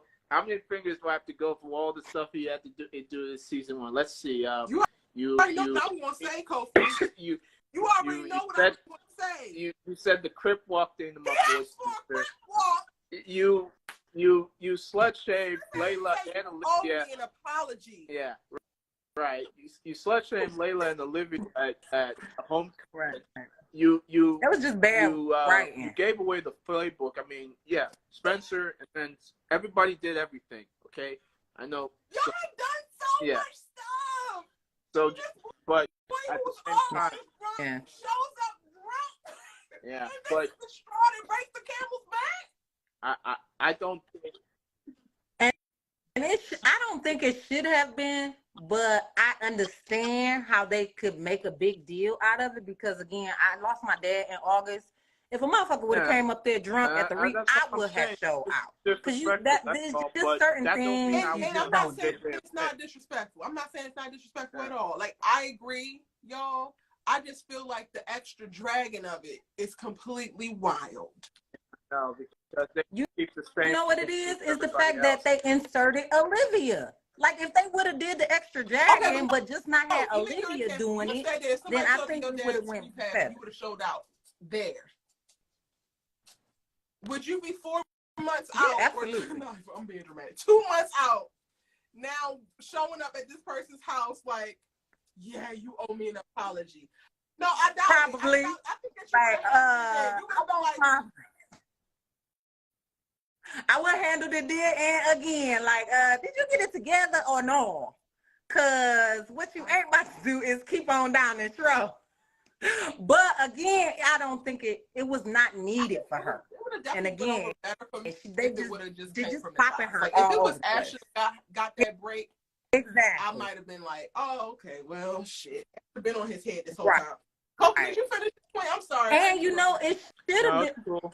It's cool. No, and it's okay. For me, and the other I'm thing sorry. I had an issue with JJ is what the comment he made about Layla. Like, I needed him to apologize for that. That one, if anybody deserved an apology, it was Layla. Because I don't double standards. Yeah. Look, we're not going to shame the girls for, being in a relationship with the guys in the group, and then we don't do that to the guys. I mean, Ashley done been with Olivia and Layla. Spencer done been with Olivia and Layla. I mean, like, y'all decided to date amongst this group, fine. So we got to be equal opportunity on that, okay? So that was my only thing about that. So those are the two things I got on JJ for. The thing about the repass and then the comment he made about Layla. But JJ's always been cool with me. I love JJ because of his heart and how he just – I know people don't like Vortex, but he's the only reason why everybody's still messing with each other, to be quite honest with you. Well, That's true. maybe he need to let it go for his mental health and this. Well, we know that's not going to happen. So, but maybe it's Dylan. And then, just to Spencer, that Vortex is messy. It's messy. Let it go. He showed you. Yeah, he had to look at it like, yeah, we messy. I mean, but we do love the mess. If it wasn't messy, then we like kind pre-Vortex mess before the Vortex. A little mess. Right. Now, I'm not going into Liv just a little bit because I don't feel like they did a good job with this story about her going to London. Going to London is a very big deal. You going to a whole nother country that you don't know nobody in, and you're going there for 3 months. Where is the juxtaposition? Where is the, oh, should I go, should I not go? Where is the happy and excited and nervous and scared? And we just didn't get that. And I was kind of leaning at first. I was saying, I really want to say it's the writing. I don't want to call into question nobody's acting skills, but we didn't get that variation enough for me. It did not land. It did not hit. And it was like kind of monotone, like one note all the way through. And it just seemed like to me, she would have been excited, nervous, happy, sad. She would have been going through so many different emotions. And it would have been good to see her and the girls try and work out why she got all these different emotions and going through that process versus her ending up over at the guy's side. That's what it should have been. The guys should have been having their time. Trying to tell the same story of like, oh, Liv can't go because of her. No, Liv can't go because she don't know if she's strong enough to be out there on her own. And she has another moment like the relapse, and she's freaking 5,000 miles away and a whole sea away. What's going to happen then? Like, that could have been all of the explore, but they too busy got her going down to Crenshaw to Laura's law firm to watch more emails. Yes, and I do agree, like even using her mom as an excuse and saying that something going on with her mom was totally fine, but her mom should have even got in there and like, nope, you going, yada, yada, yada, but it should have been girls versus guys. You know what I'm saying? And had that as the story, because this idea of Liv going to a whole nother country, it is a big deal. When I went to Spain on EMU dime, I went for 2 weeks, honey, for my humanities class, and I had so many different feelings, and I was so nervous, but I was so excited to just get out and do something. I had never been to Europe before, so being able to go to Spain was so exciting, and I was still nervous. I'm like, okay, well, we got to make sure work is okay. I got to make sure home is going to be okay. How's this going to look? What am I going to wear? You know, all types of things. Oh, what can I do? What can I not do? What's the rules? You know, just all those silly things. Well, not silly, but different things that you don't know when you go into a foreign language. Do I got to get vaccine? Do the bitch got a damn passport? We ain't even talked about that. Bitch, go get your passport, because you was talking about going to Texas and New York. That's a ticket. That's in the States. You talking about going overseas. So where is the nuance in that? It's like, and I want to think that it's the writing and not the acting skills, but the bad writing calls into question the acting What do you skills. think about the Liv going to London story and how they? I think I'm not mad at it. I think it's part of her just like, not actually trying to have new life experiences, at least have a college experience, not being tied to an article which has drained the life out of people, not just people hate articles now. And so Right. I think she'll go. I'll be interested to see what my boy Spencer's gonna do. Like people, the streets And to how say they that told he's gonna that was propose. stupid I don't think too. he's gonna propose. I feel like that's for Asher. I don't think they did. How they propose and they ain't But even I do think he's gonna together? say his piece. Martin, He gonna Martin. yeah. He gonna say his piece. He gonna put his heart out. Girl, they I ain't know no that. damn I Martin. Yeah. know that. They ain't nowhere near Martin and but Gina he'll yet, say what he got to honey. say. But I don't think so. And I think there will be some growth there. So that's just me, because I don't believe that nobody's proposing. I don't believe that for 1 minute, man. No. I think at best it better be Jane. I would be more. But I think think it's I Debbie and think Ashley. that's a little Can't bit be Jordan and far-fetched Layla, too, because but Jordan's been down this road about marrying other chick, and we saw how that ended. Not other chick. Simone. We don't say happy no more. Simone. come on, Yeah, give I'm not her gonna credit, say, nah. but, like Simone. But we saw how that played out, so that's not going to be a thing. If they want, I feel like the cliffhanger could be Olivia, but the other cliffhanger is what Erica discussed earlier about Miko, man, and then somebody getting hemmed up if she decides to harm herself or do something crazy. So that because it wouldn't be a surprise, because what was the season 3 cliffhanger? Coop got shot. So if you want, I don't know, if they want to add some drama, that could be something that would, maybe raise some stakes a little bit. Because I feel like if Mika does hurt herself, somebody's going to get hemmed up. Like, Patience is going to feel real bad. And the fact that you sent social media to drag her, I don't know how that would work in terms of legal problems, but it would be, somebody would get in trouble for sure. I mean, that would be pulling in real. I didn't even think about that part, Kobe. So thank you for that. But broken in real life, because something similar happened with Nicki Minaj and a YouTuber last year in reference to, like, her fans started doxing this girl, this YouTuber, because she tweeted out that she didn't like a song that Nicki did, and Nicki's told her fans to get him, and now the girl is suing her. Exactly. That's why I feel like, or worse, because Miko gives me like she's been bullied and she's unhinged, but she might do something to harm herself. I don't think they'll go through another somebody's getting kidnapped storyline. They did that last season in season 4. So if she hurts herself, that could bring somebody in her family, or I don't know, somebody could bring legal troubles to Patience or Layla's label or whatever. Like, that could be what they could do for a cliffhanger. So overall, like I said, I put in the chat, I gave this episode 7.5. I thought it was a pretty good calm before the storm, before we get the season finale, which will, who knows what type of stuff is going to happen. Well, that's being too generous. This was at best a 5. Boy, you giving too much. It's too much grace. You ain't Jesus.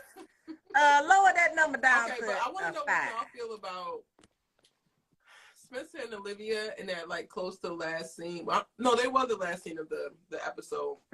Because honestly, I feel like this has been reverberating in my head a little bit. But it wasn't until I saw that I really started to think about, like, the cost of love, and is it worth it if this is what comes of it? Like, Spencer to me looks so distraught and so like, what the hell I'm going to do now? And it's like cute in theory when you think about wanting and needing somebody so bad, but like in the way that we've seen these two teams come together, I don't feel like it's actually healthy. Like, I don't feel like it's actually good. And to see this emotion specifically be brought up for Spencer regularly just by them interacting, it makes me very concerned. What do y'all think? You ain't lying. Well, I definitely. You ain't lying, man. You go I ahead, peeped his Kofi. face, man. Like he was happy, but he was lying. I saw him. This boy ain't happy. He wanted her to. If it's just, it's. I don't want to say it's love. I mean, it probably is love. I mean, but you know, this man is still young. He hasn't had.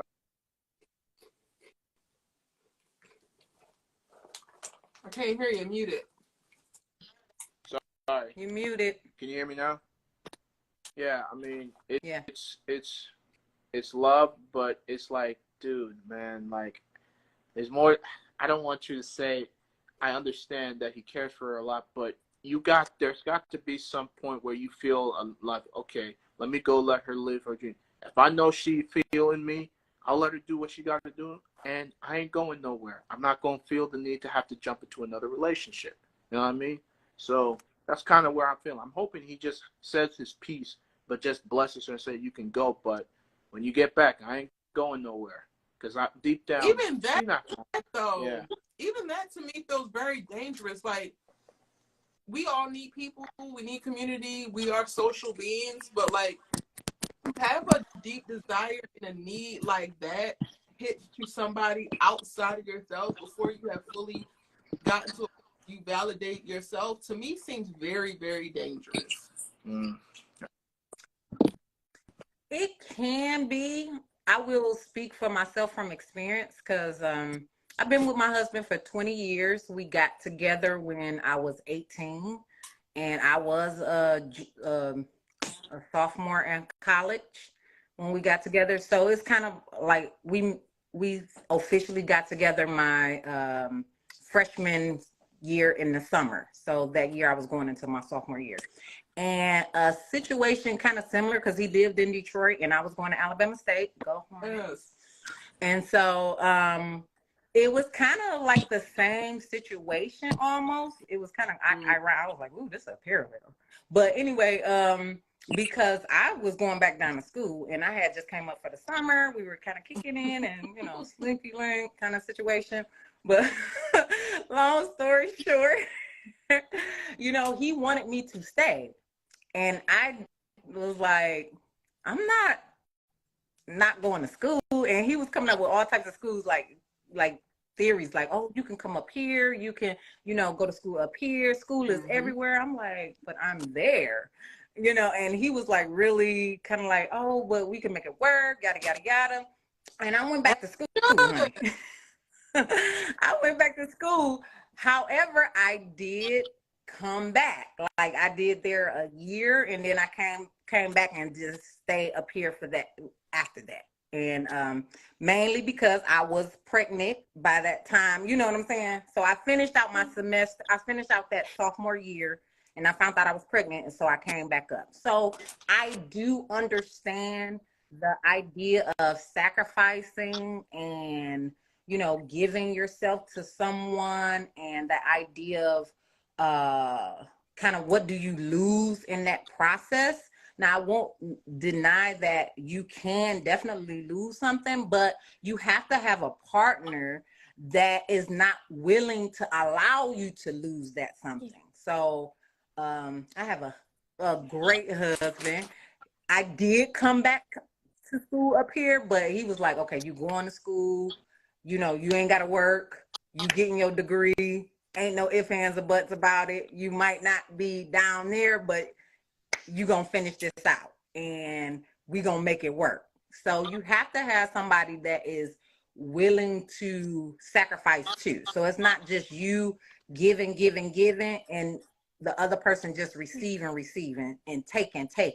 So it has to be both of you all giving, both of you all receiving something. And if it's just one-sided, then it's not gonna work. It is gonna look toxic. And if it's not, points that say you it are again. so poignantly pointing out. One, you were pregnant, so that's a little different. That forces a different level of commitment and forces you to grow up and mature. And then also, you have to have a partner who is not willing to allow you to completely lose yourself them. Yeah. The Olivia Baker that we have been given Yeah. is 100% fine with Spencer James losing himself in her and no one and nothing else. And also I would say, Yeah.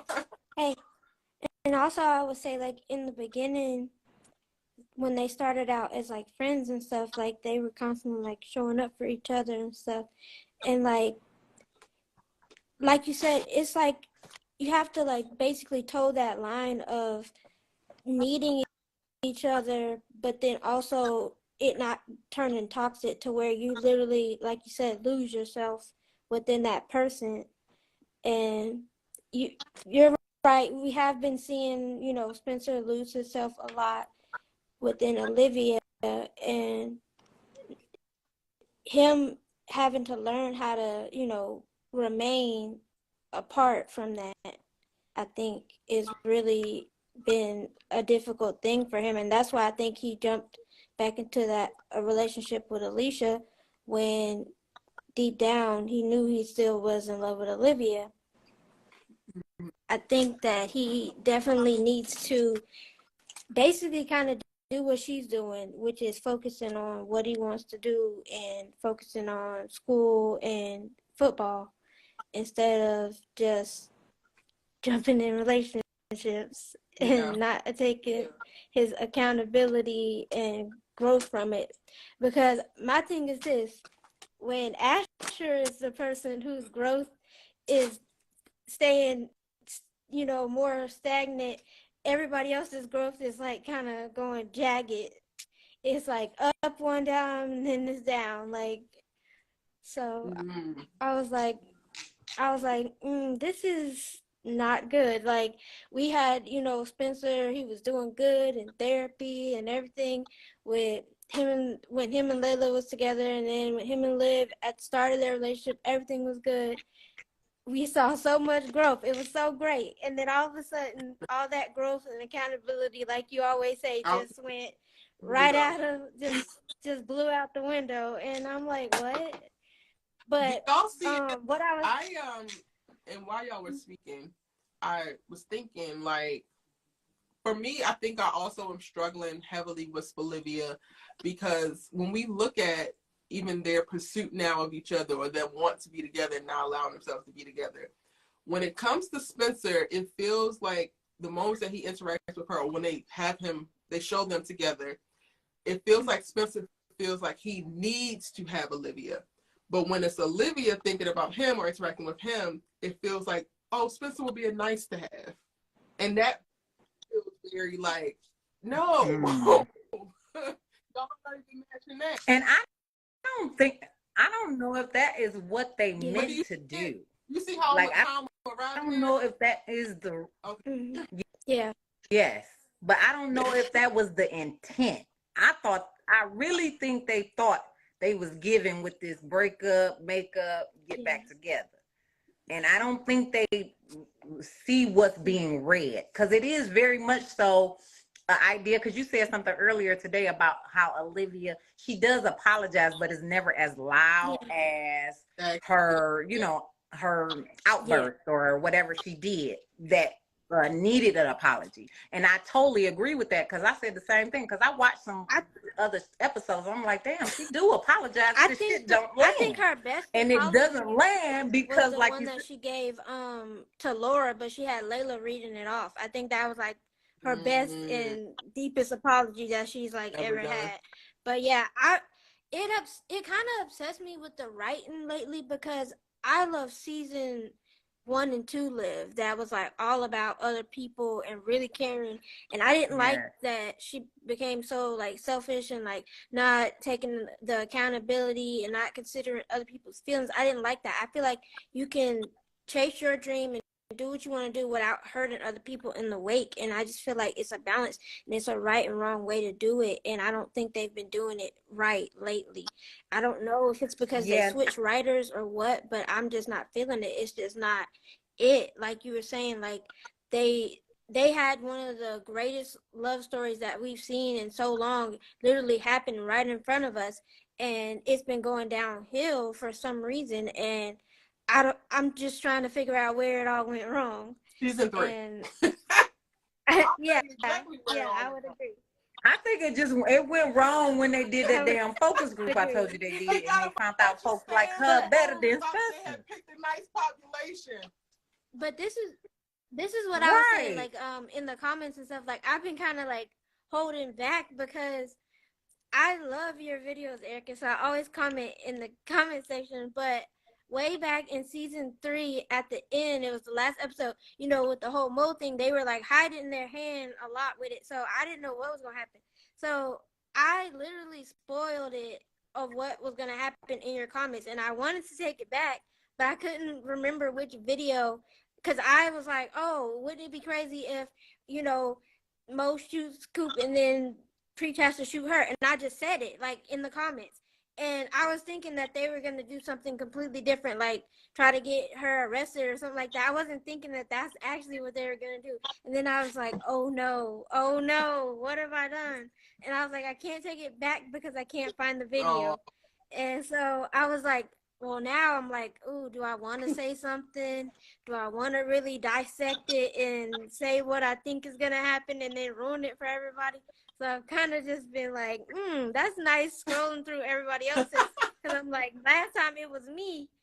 Child, go who with the video. If they spoiled on YouTube looking up these videos, and they need to Right. go ahead and be okay with it. Somebody came on my video. I was talking about sister stuff, and like they're casting right now for season 7, and I watched. I broke that down. And they're like, well, thank you for ruining it for me. I'm like, Yeah. the video says 19 new characters coming to season 7. If your ass don't want to know, don't click it. Right. Not like I'm clickbait anybody. My Right. stuff tells y'all exactly what Right. it's gonna be. So. Right. So now when I type something like so it was like on a photo, somebody had asked what happened in the episode because they weren't caught up. So I was like, well, I would tell you, but I don't want to spoil anything. So what I did was I made it go way down, and I was like, if you don't want to know, there are spoilers. Don't read and then I after made this. it go all the way down at the bottom, and then I told them what happened in Right. the episode. And the person was like, oh, I don't care. I like spoilers. But I was like, yeah, I know. But there are other people who going to be like, oh, no, I saw a spoiler. Like, That's so they'll be sweet like, of you. oh, you That is ruined so it. sweet. I am currently Especially- avoiding Queen Charlotte content like the plague. As soon as I see any of it pop up on my page, I'm like, yeah. because I'm supposed to be watching it with my mama on Saturday. She Like that's what I'm saying. Like season 2 and 3 was so good. Like I remember in the comments, me and Mondo would just be like going back dissecting like the videos, like rewatching it over and over, and like we would talk about it and discuss it. It was so good then. Like now it's just it's like, and it's like also like Spencer and Liv have always been my favorite character, but it's like I want them the right way. I don't want them like just thrown like whatever. Like I do not agree with like them just giving it to us just to give it to us because that's what we want. Like no, I want it to be right and like the right time and the right growth, the right everything. Like this is just not it. And unfortunately for me, I felt how you felt going into this season. Like Spencer, what is wrong with you? But I'm now gotten off of that ship completely because this is the second girl that you have like played in their face. Like what? Are you kidding me? You neither time were you man enough to tell them before. And honestly, that it's the assassination of Spencer as a character and having him doing all this goofy shit that he typically would not do. Wouldn't do, yeah. Okay. He would not. If this is what we gotta like, have this Bolivia y'all want us to have, I don't want it. No.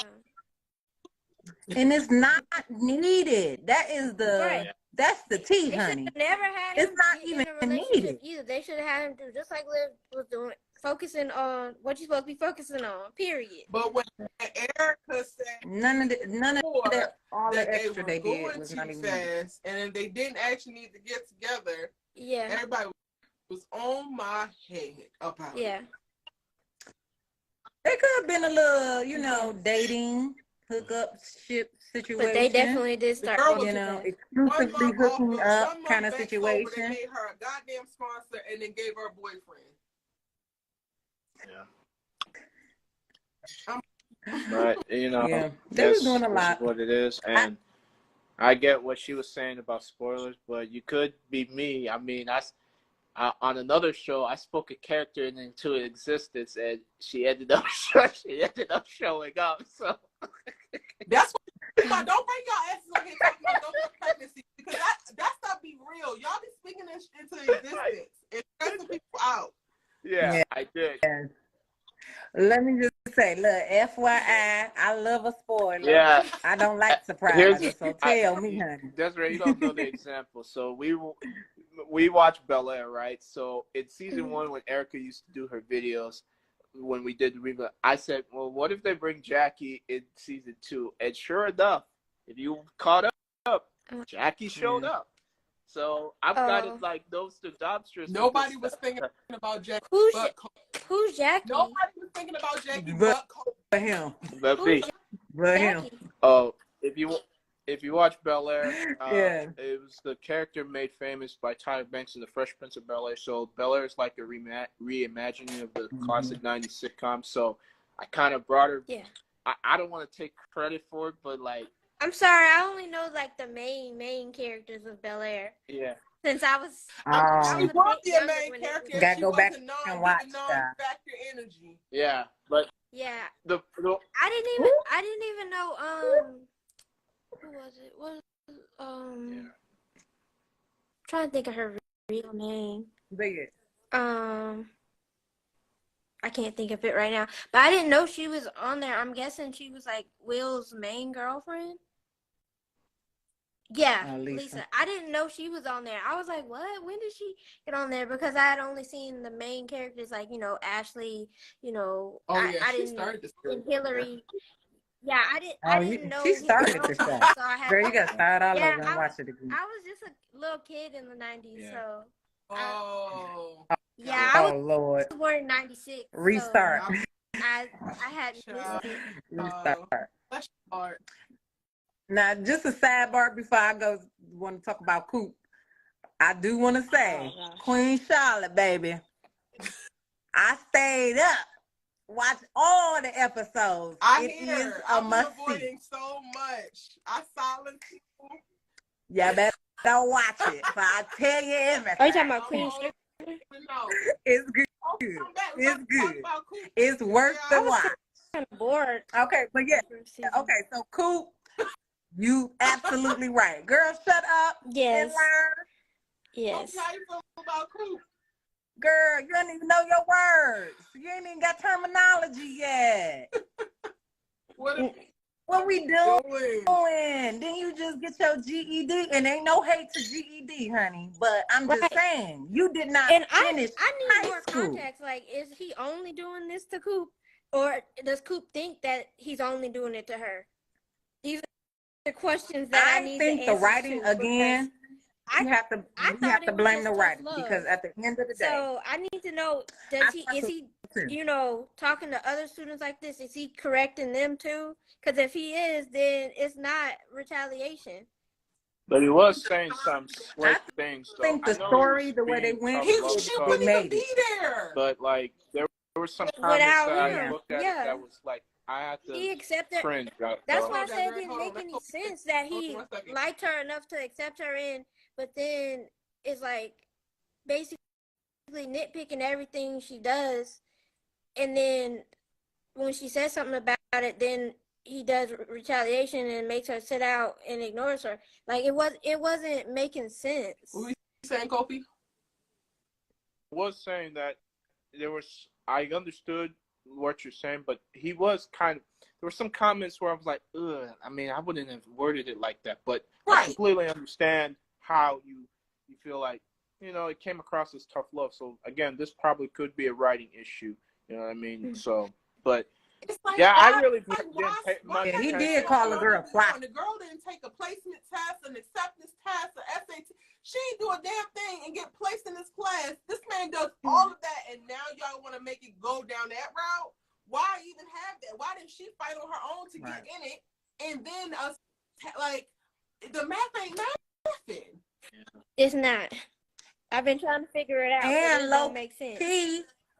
Low key, professors low key don't really give a damn about you. You are a number. If they know your name, you doing the damn thing, hunty. Because professors don't know who you are.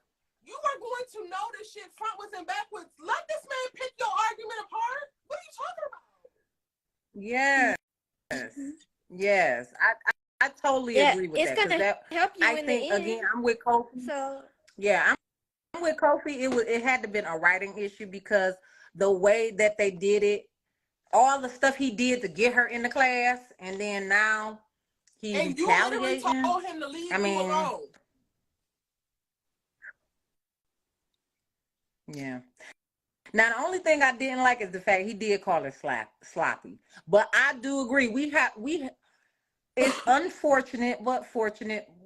As African Americans, we speak two different languages. We speak differently with our family members and friends than we do in a professional environment. It is what it is.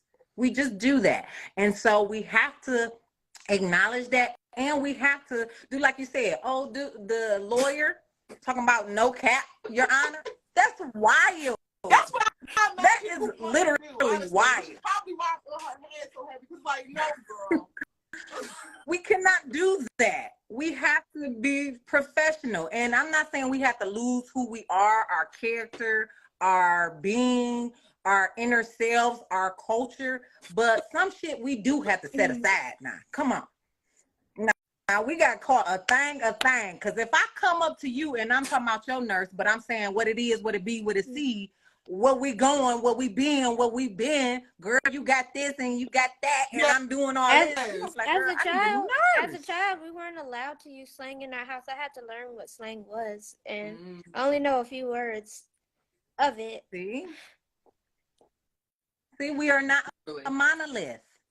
It's okay. Wear these damn chucks. Wear this little vest that you love so damn much, but let this man teach you what it is and what it ain't linguistically. Academically. Yes.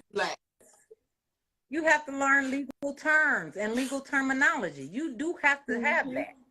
You're gonna be lost in the sauce if you don't. And you in a whole courtroom using common vernacular. You don't even know how to say objection and what grounds for because you don't know the legal terms that you need to use. That is a real thing. So I thought, like, if he would have came at her like that, in which I thought that's what he was doing, then that could have been a thing. But they changed this around to some type of retaliation. I think they only did that to get Laura in so she could start this new journey of being a professor. But again, she gonna have to come to the point where she let Coop know too. Yes, like, girl, with her, everything that Coop do is not just right out the damn womb. How is she supposed to learn anything if everything is okay and right? Right. Yeah. What was the word? Preponderance, girl. You got to know these types of words. It is a preponderance of evidence, not a lot. Okay, come on. We have to have terminology. I could not go to the doctor telling me, oh, he got that sugar. I have to say he has diabetes. Type 2. We have to. Yep, that's it. Great analogy. We have to use correct terminology here. I'm just sorry. We in a professional environment. We have to be professional. Coop ass. Tamia is dead ass wrong on this one. I'm sorry. Coop my girl. But she dead ass wrong. And as a queer Black woman, I deal with you deal with non-knowledge every day because girl, you don't know what the fuck you know. Everything. And maybe this may be a conversation for like what's even not necessarily off camera, but off camera. She literally been working with Laura this whole time, so she should know these terms and stuff already. But I'm just saying, like, you could always learn more. Obviously, you didn't know what preponderance was. Copying and pasting. She ain't learned nothing in Laura's office. I said she just copying and pasting. She ain't learned nothing in Laura's office. Now I was gonna say that that again, we just have to at the end of the day, she do have to learn these things and just grow from there. I mean, it is what it Add is. about Coop. It No. really is. No, I another didn't thing. particularly care about Say it this. again. I mean, I watched it, but that wasn't the storyline that I really was most invested. I pretty much paid attention to JJ and the breakthrough, and then Miko and Layla and Patience. Like Patience. Oh yeah, by the way, I don't know if y'all are peeping this, but maybe they're trying to bring Patience and Coop back together. I don't know how Coop y'all. back together. I don't know I how was y'all just feel trying about to say that, that. but you know, I I be see seeing it. it. I see So it. I definitely see yeah. it. Especially during their hug, because Patience was giving this like look, and I was like, what is this look? And I was like, oh no. I was like, I feel like they're gonna have them back together. But again, like if they had like really were able to like really, really get back together and have grown, I would have said yes to it. But they haven't. They just been doing the same thing. Same thing. Coop literally just broke somebody else's heart. Main one be trying to give everybody else relationship advice and Coop? literally be Coop breaking broke hearts. the heart? Oh no, I'm sorry. Sky broke her heart. But Coop, what I meant to say was Coop been like falling back in the relationship. Like she says she really wanted to date Sky, and like they were like kind of dating, but like not really like Coop was like being all about herself and like real selfish, like she always been. As she should have. I'm very like I Yeah. see Patience loading, but also y'all had Patience pour out her damn heart to this girl, and this girl said, "Nah, I'm good." And now you're gonna have to circle back because she did. tell her I got you, but she been had you this whole fucking like she had you when she was calling you out on your shit. I feel like Patience should have been the one to break it off. Like she's had you this entire time, and now all of a sudden you realize that she had you. You gonna go ahead and accept it? Patience deserves better. Yeah. Yeah, I agree. I don't like if they come back together. They need to do that later. Because they have later. I want them to get some in hot water. Yeah, and then have the nerve to break up with Patience. Profess herself, and then like I still think I feel a way about the fact that Patience wasn't the one that broke up with Cool. That's what I said. Yeah. I wanted Patience to be the one to break it off because all the stuff Patience had put up with, all the selfishness that she had put up with Coop, and Coop still being selfish. That's what I was saying. That's what I meant to say when I was talking about Sky. Like you, even before the whole Patience and Sky kissing thing, Tamia was like being like all about herself and like not even realizing that she wasn't, you know, that she didn't even shoot a text and say I'm not gonna make it, nothing like in the relationship. But then she was all in Spencer and Liv a relationship, trying to tell them what to do. No. She should have been there because some more people need to be there. That would had to happen because they're running amok. She did have to say what she said, but I'm just saying she be giving bad advice sometimes. I'm just saying she do be giving bad advice sometimes, especially in her. That Liv and Spencer one, that one hit. But hold on, when she was telling would Liv hit. off, that one hit. That one did. It would hit, but she's sometimes the wrong person to get advice from for that, honestly. But I understand. Like what? I'm sorry, but just not to really cut you off. But what Dylan said, I will not be taking advice from you two. No, thank you. He said, He said no. I said, you're right, Dylan. You're right. You don't need to take nan advice. He said, I'm gonna ask my mama because y'all horrible at this. Period. All right, y'all. Thank you so much. Anything else? Last words for the episode? Asher and Jamie. I think they babies. I think they gonna be good or whatever, but I feel like they are gonna have something bad happen to Jamie during this pregnancy. I just feel it coming. Don't tell Kofi that. I don't know if they're gonna have something to the baby or to Jamie, but I feel like if it's Jamie, I feel like it's gonna hit harder. You know what? But it's just the way they setting it up. If they kill Jamie, they ain't shit. They ain't shit. Asher, it's coming. For that. If they kill Jamie, they that because Asher has been through enough. A lot. Yeah, I mean, think he's atoned. Oh, He's it's atoned. coming. Like, I mean, But I just see the way that He they're has, setting it but up. it's I can coming. see it, yeah. and I feel bad. Yes. The girl ain't on her lupus medication. What y'all think about to happen? Fell off into the Don't first add second. 1 Lucy plus don't 1. bother her. And It complications. is 2. I know Leave her a alone. whole lot about Asher keep watering the autoimmune diseases, plants. and You really want I Asher know to a be a whole lot single about father out autoimmune here? 1 diseases, plus and that's a 1 bad is idea. 2. If- The girl about to die. Baby, if she don't survive, this baby ain't surviving. So Please don't bring And that. I don't need that baby negative could survive. energy here, We don't man. know. Well, I could see a situation where I'm she saying say take right the now, baby. unless they do a time jump, she's so early along that Yeah. she Oh, would have to be at least yeah. 6 months to be able to I save feel the like baby. it's gonna be later on. I feel like it's gonna be later on. Well, what month is Nobody we in? Because we knows. still ain't We got. don't know. We don't know. We just guessing. Because it hasn't been 2, 3 don't- I feel like it's months. been What we 6 talking? Because I'm I'm telling no confused. pose. JJ been gone for a month, and Coop talking about I've been gone for 2 weeks. So I'm by how they like did that. I'm saying it's like she's 6 weeks pregnant. Well, how she knew? What you mean? Like, just real talk. Well, remember Most she had women the don't incident when know she they went to pregnant the at hospital. 6 They weeks. raised the money for her, so she was back and forth in and out. Like she found out alone. They didn't tell her, but I'm just. And she confused told because- Asher the They day didn't tell that us. Coach Billy died. So like that was when she. the next episode after she had got out the hospital and they raised money. Yeah. So. Oh, yeah, y'all right. So it's been about, she might be 8 weeks then, right? Because because he knew, Coach, you right. He knew she was pregnant when because Billy died. him So and we Billy talking was 8 talking about weeks? it on the bus. And at the damn Yeah. Crenshaw house where Billy said, "You're Yeah. gonna be great at this. I'm not concerned at all." Child. And then he told This is JJ teen afterwards, a couple weeks later after that.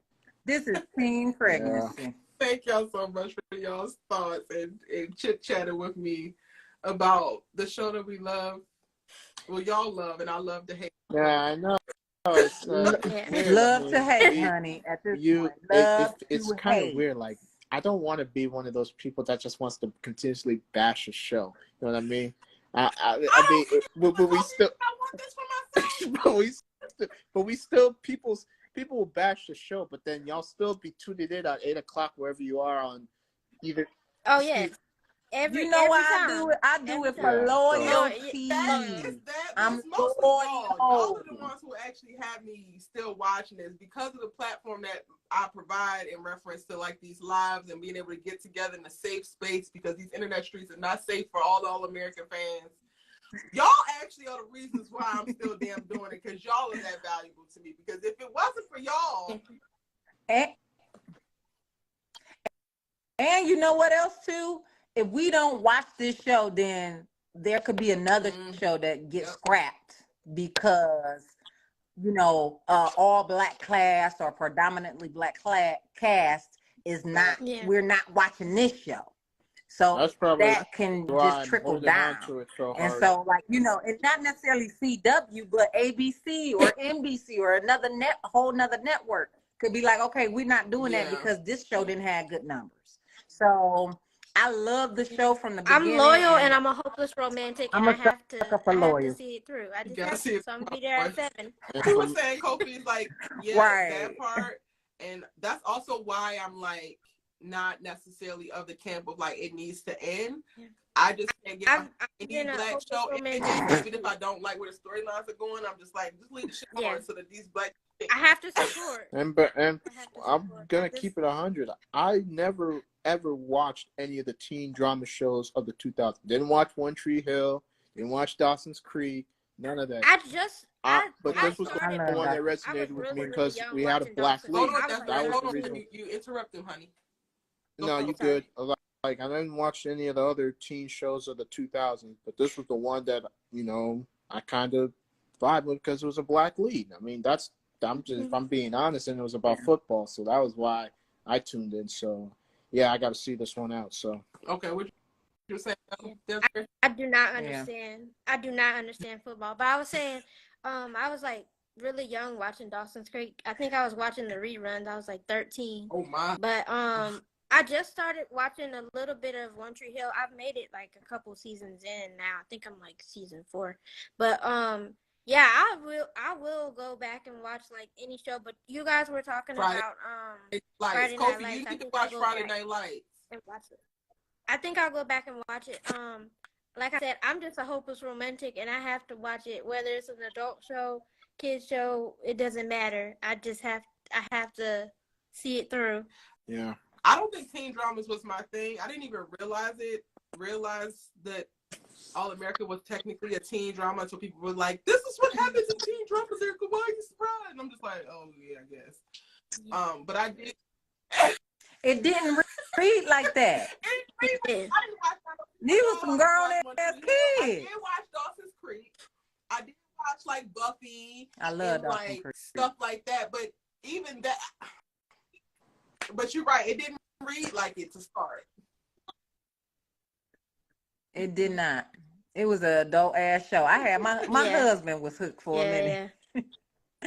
So you know it was good. A grown ass 43-year-old man is watching. I used to.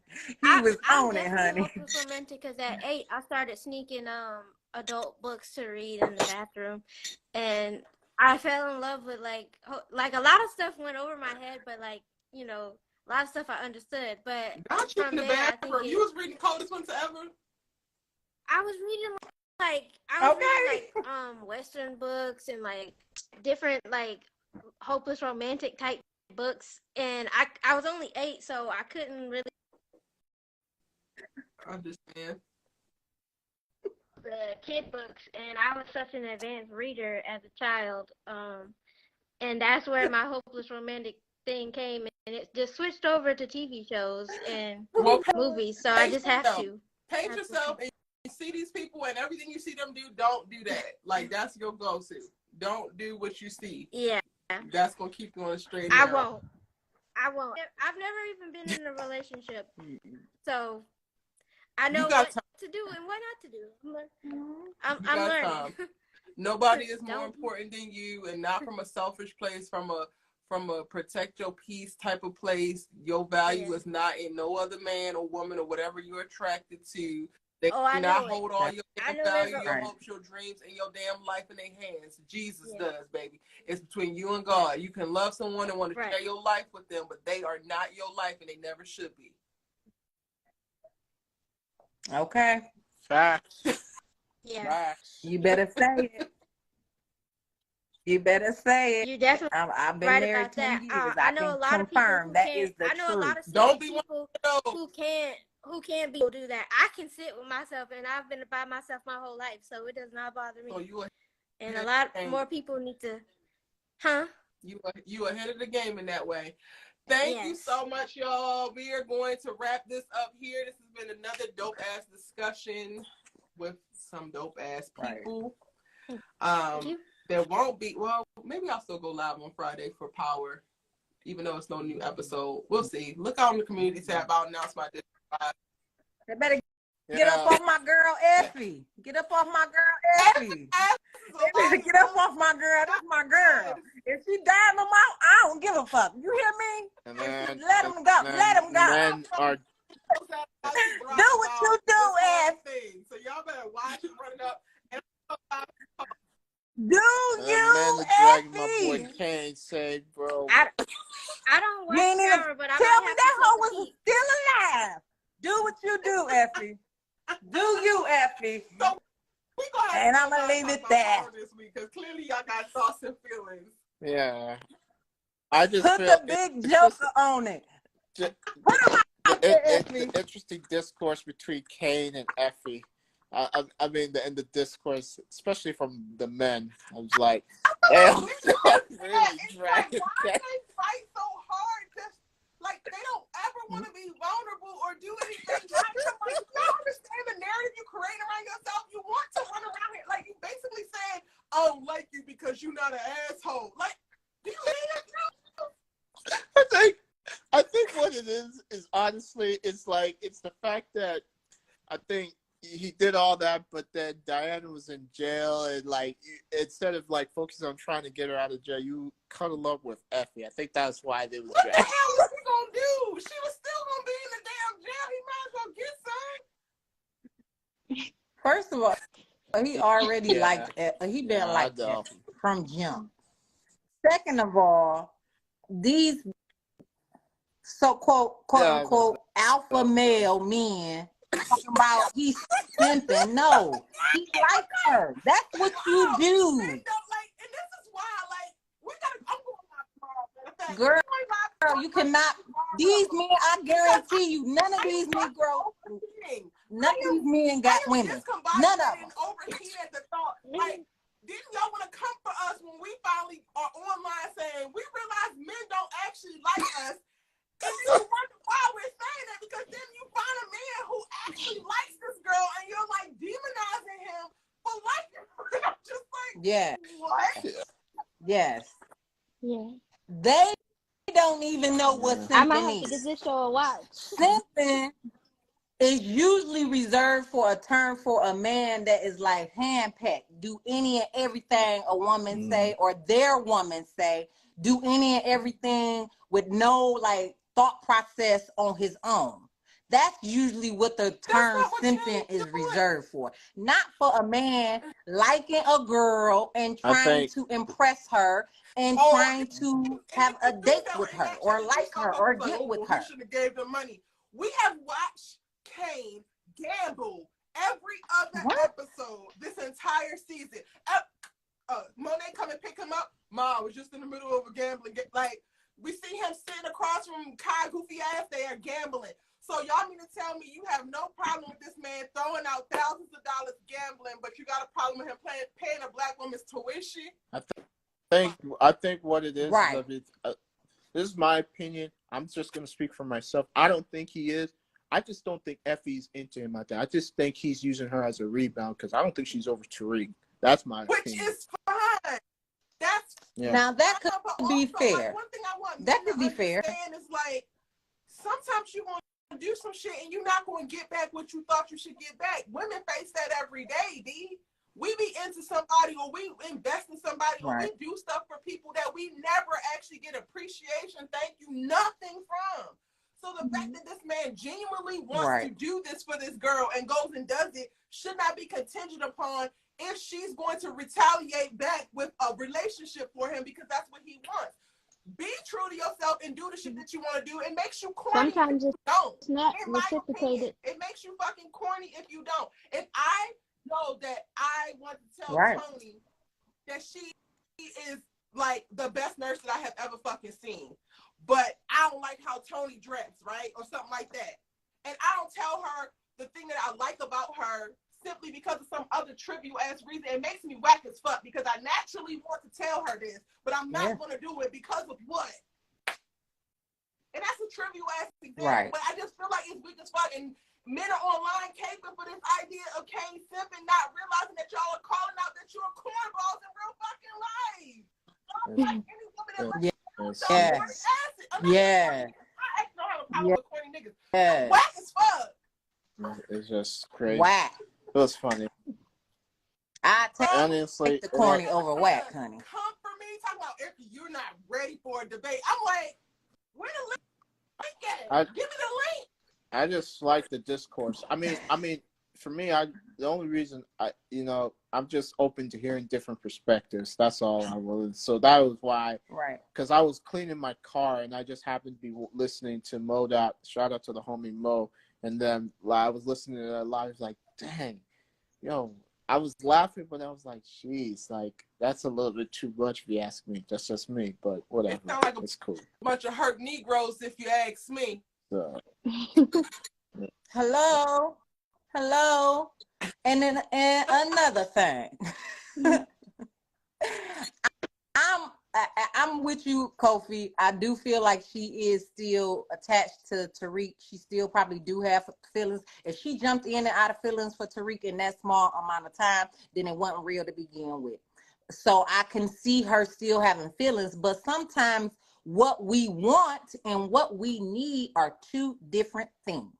what we want may be Tariq because the A, B, and C, and we thought we never had, and what But what we need is this nigga with this money who gonna pay this tuition And who look at you like school, the stars in the sky, and who actually like I'm me. like, shit, I don't even like Effie like that.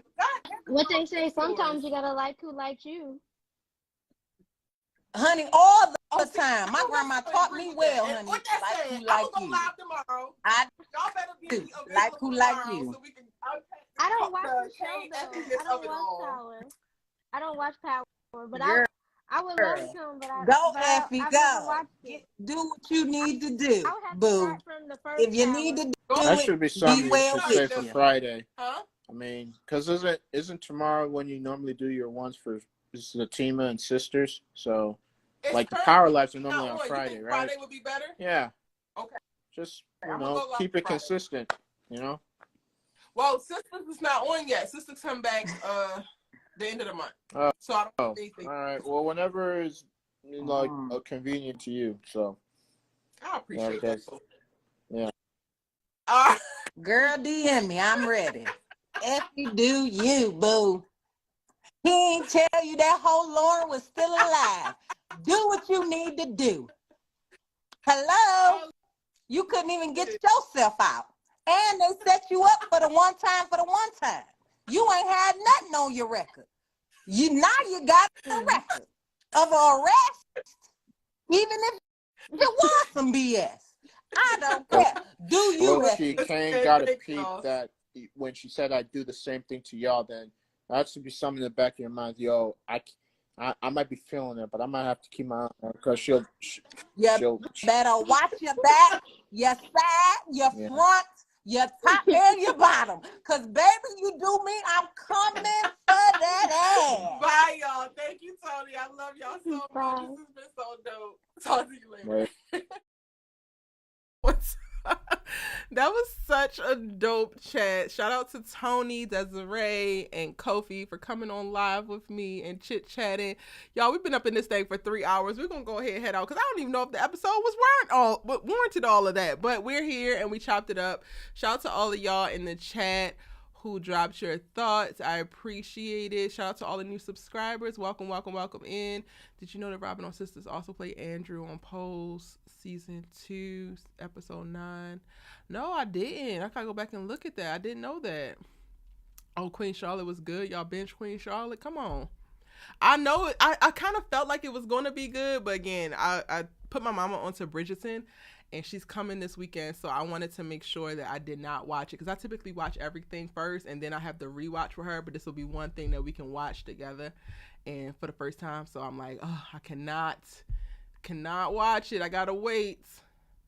Let's be blunt. Spencer James is supposed to be the main character, and ever since they've made this the Olivia show, she's been insufferable. She's always the victim, the one that's right. It's annoying. Just Danielle, go ahead and say it. I'm trying to read some of y'all's comments from before that I might have missed.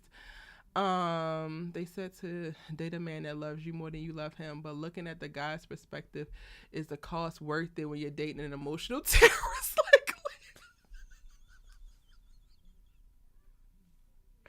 I did not think that that's the way this sentence was going to end, Fearless Heart, but shout out to you because is it worth it?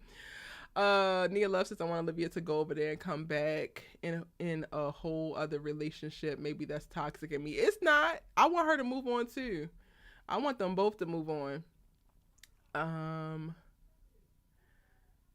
Spence gonna fall for the exchange piece. Watch. I can't.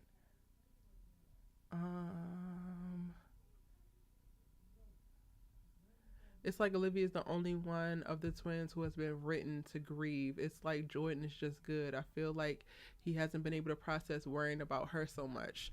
Yeah, he has. I mean, they've shown moments of like him trying to fix things and getting Billy's last package and those little things. They just haven't put as much weight into his stuff as they did with Olivia. I think the rise of Twitch deleted the word a bit because you have to spend money, rent on people they don't know.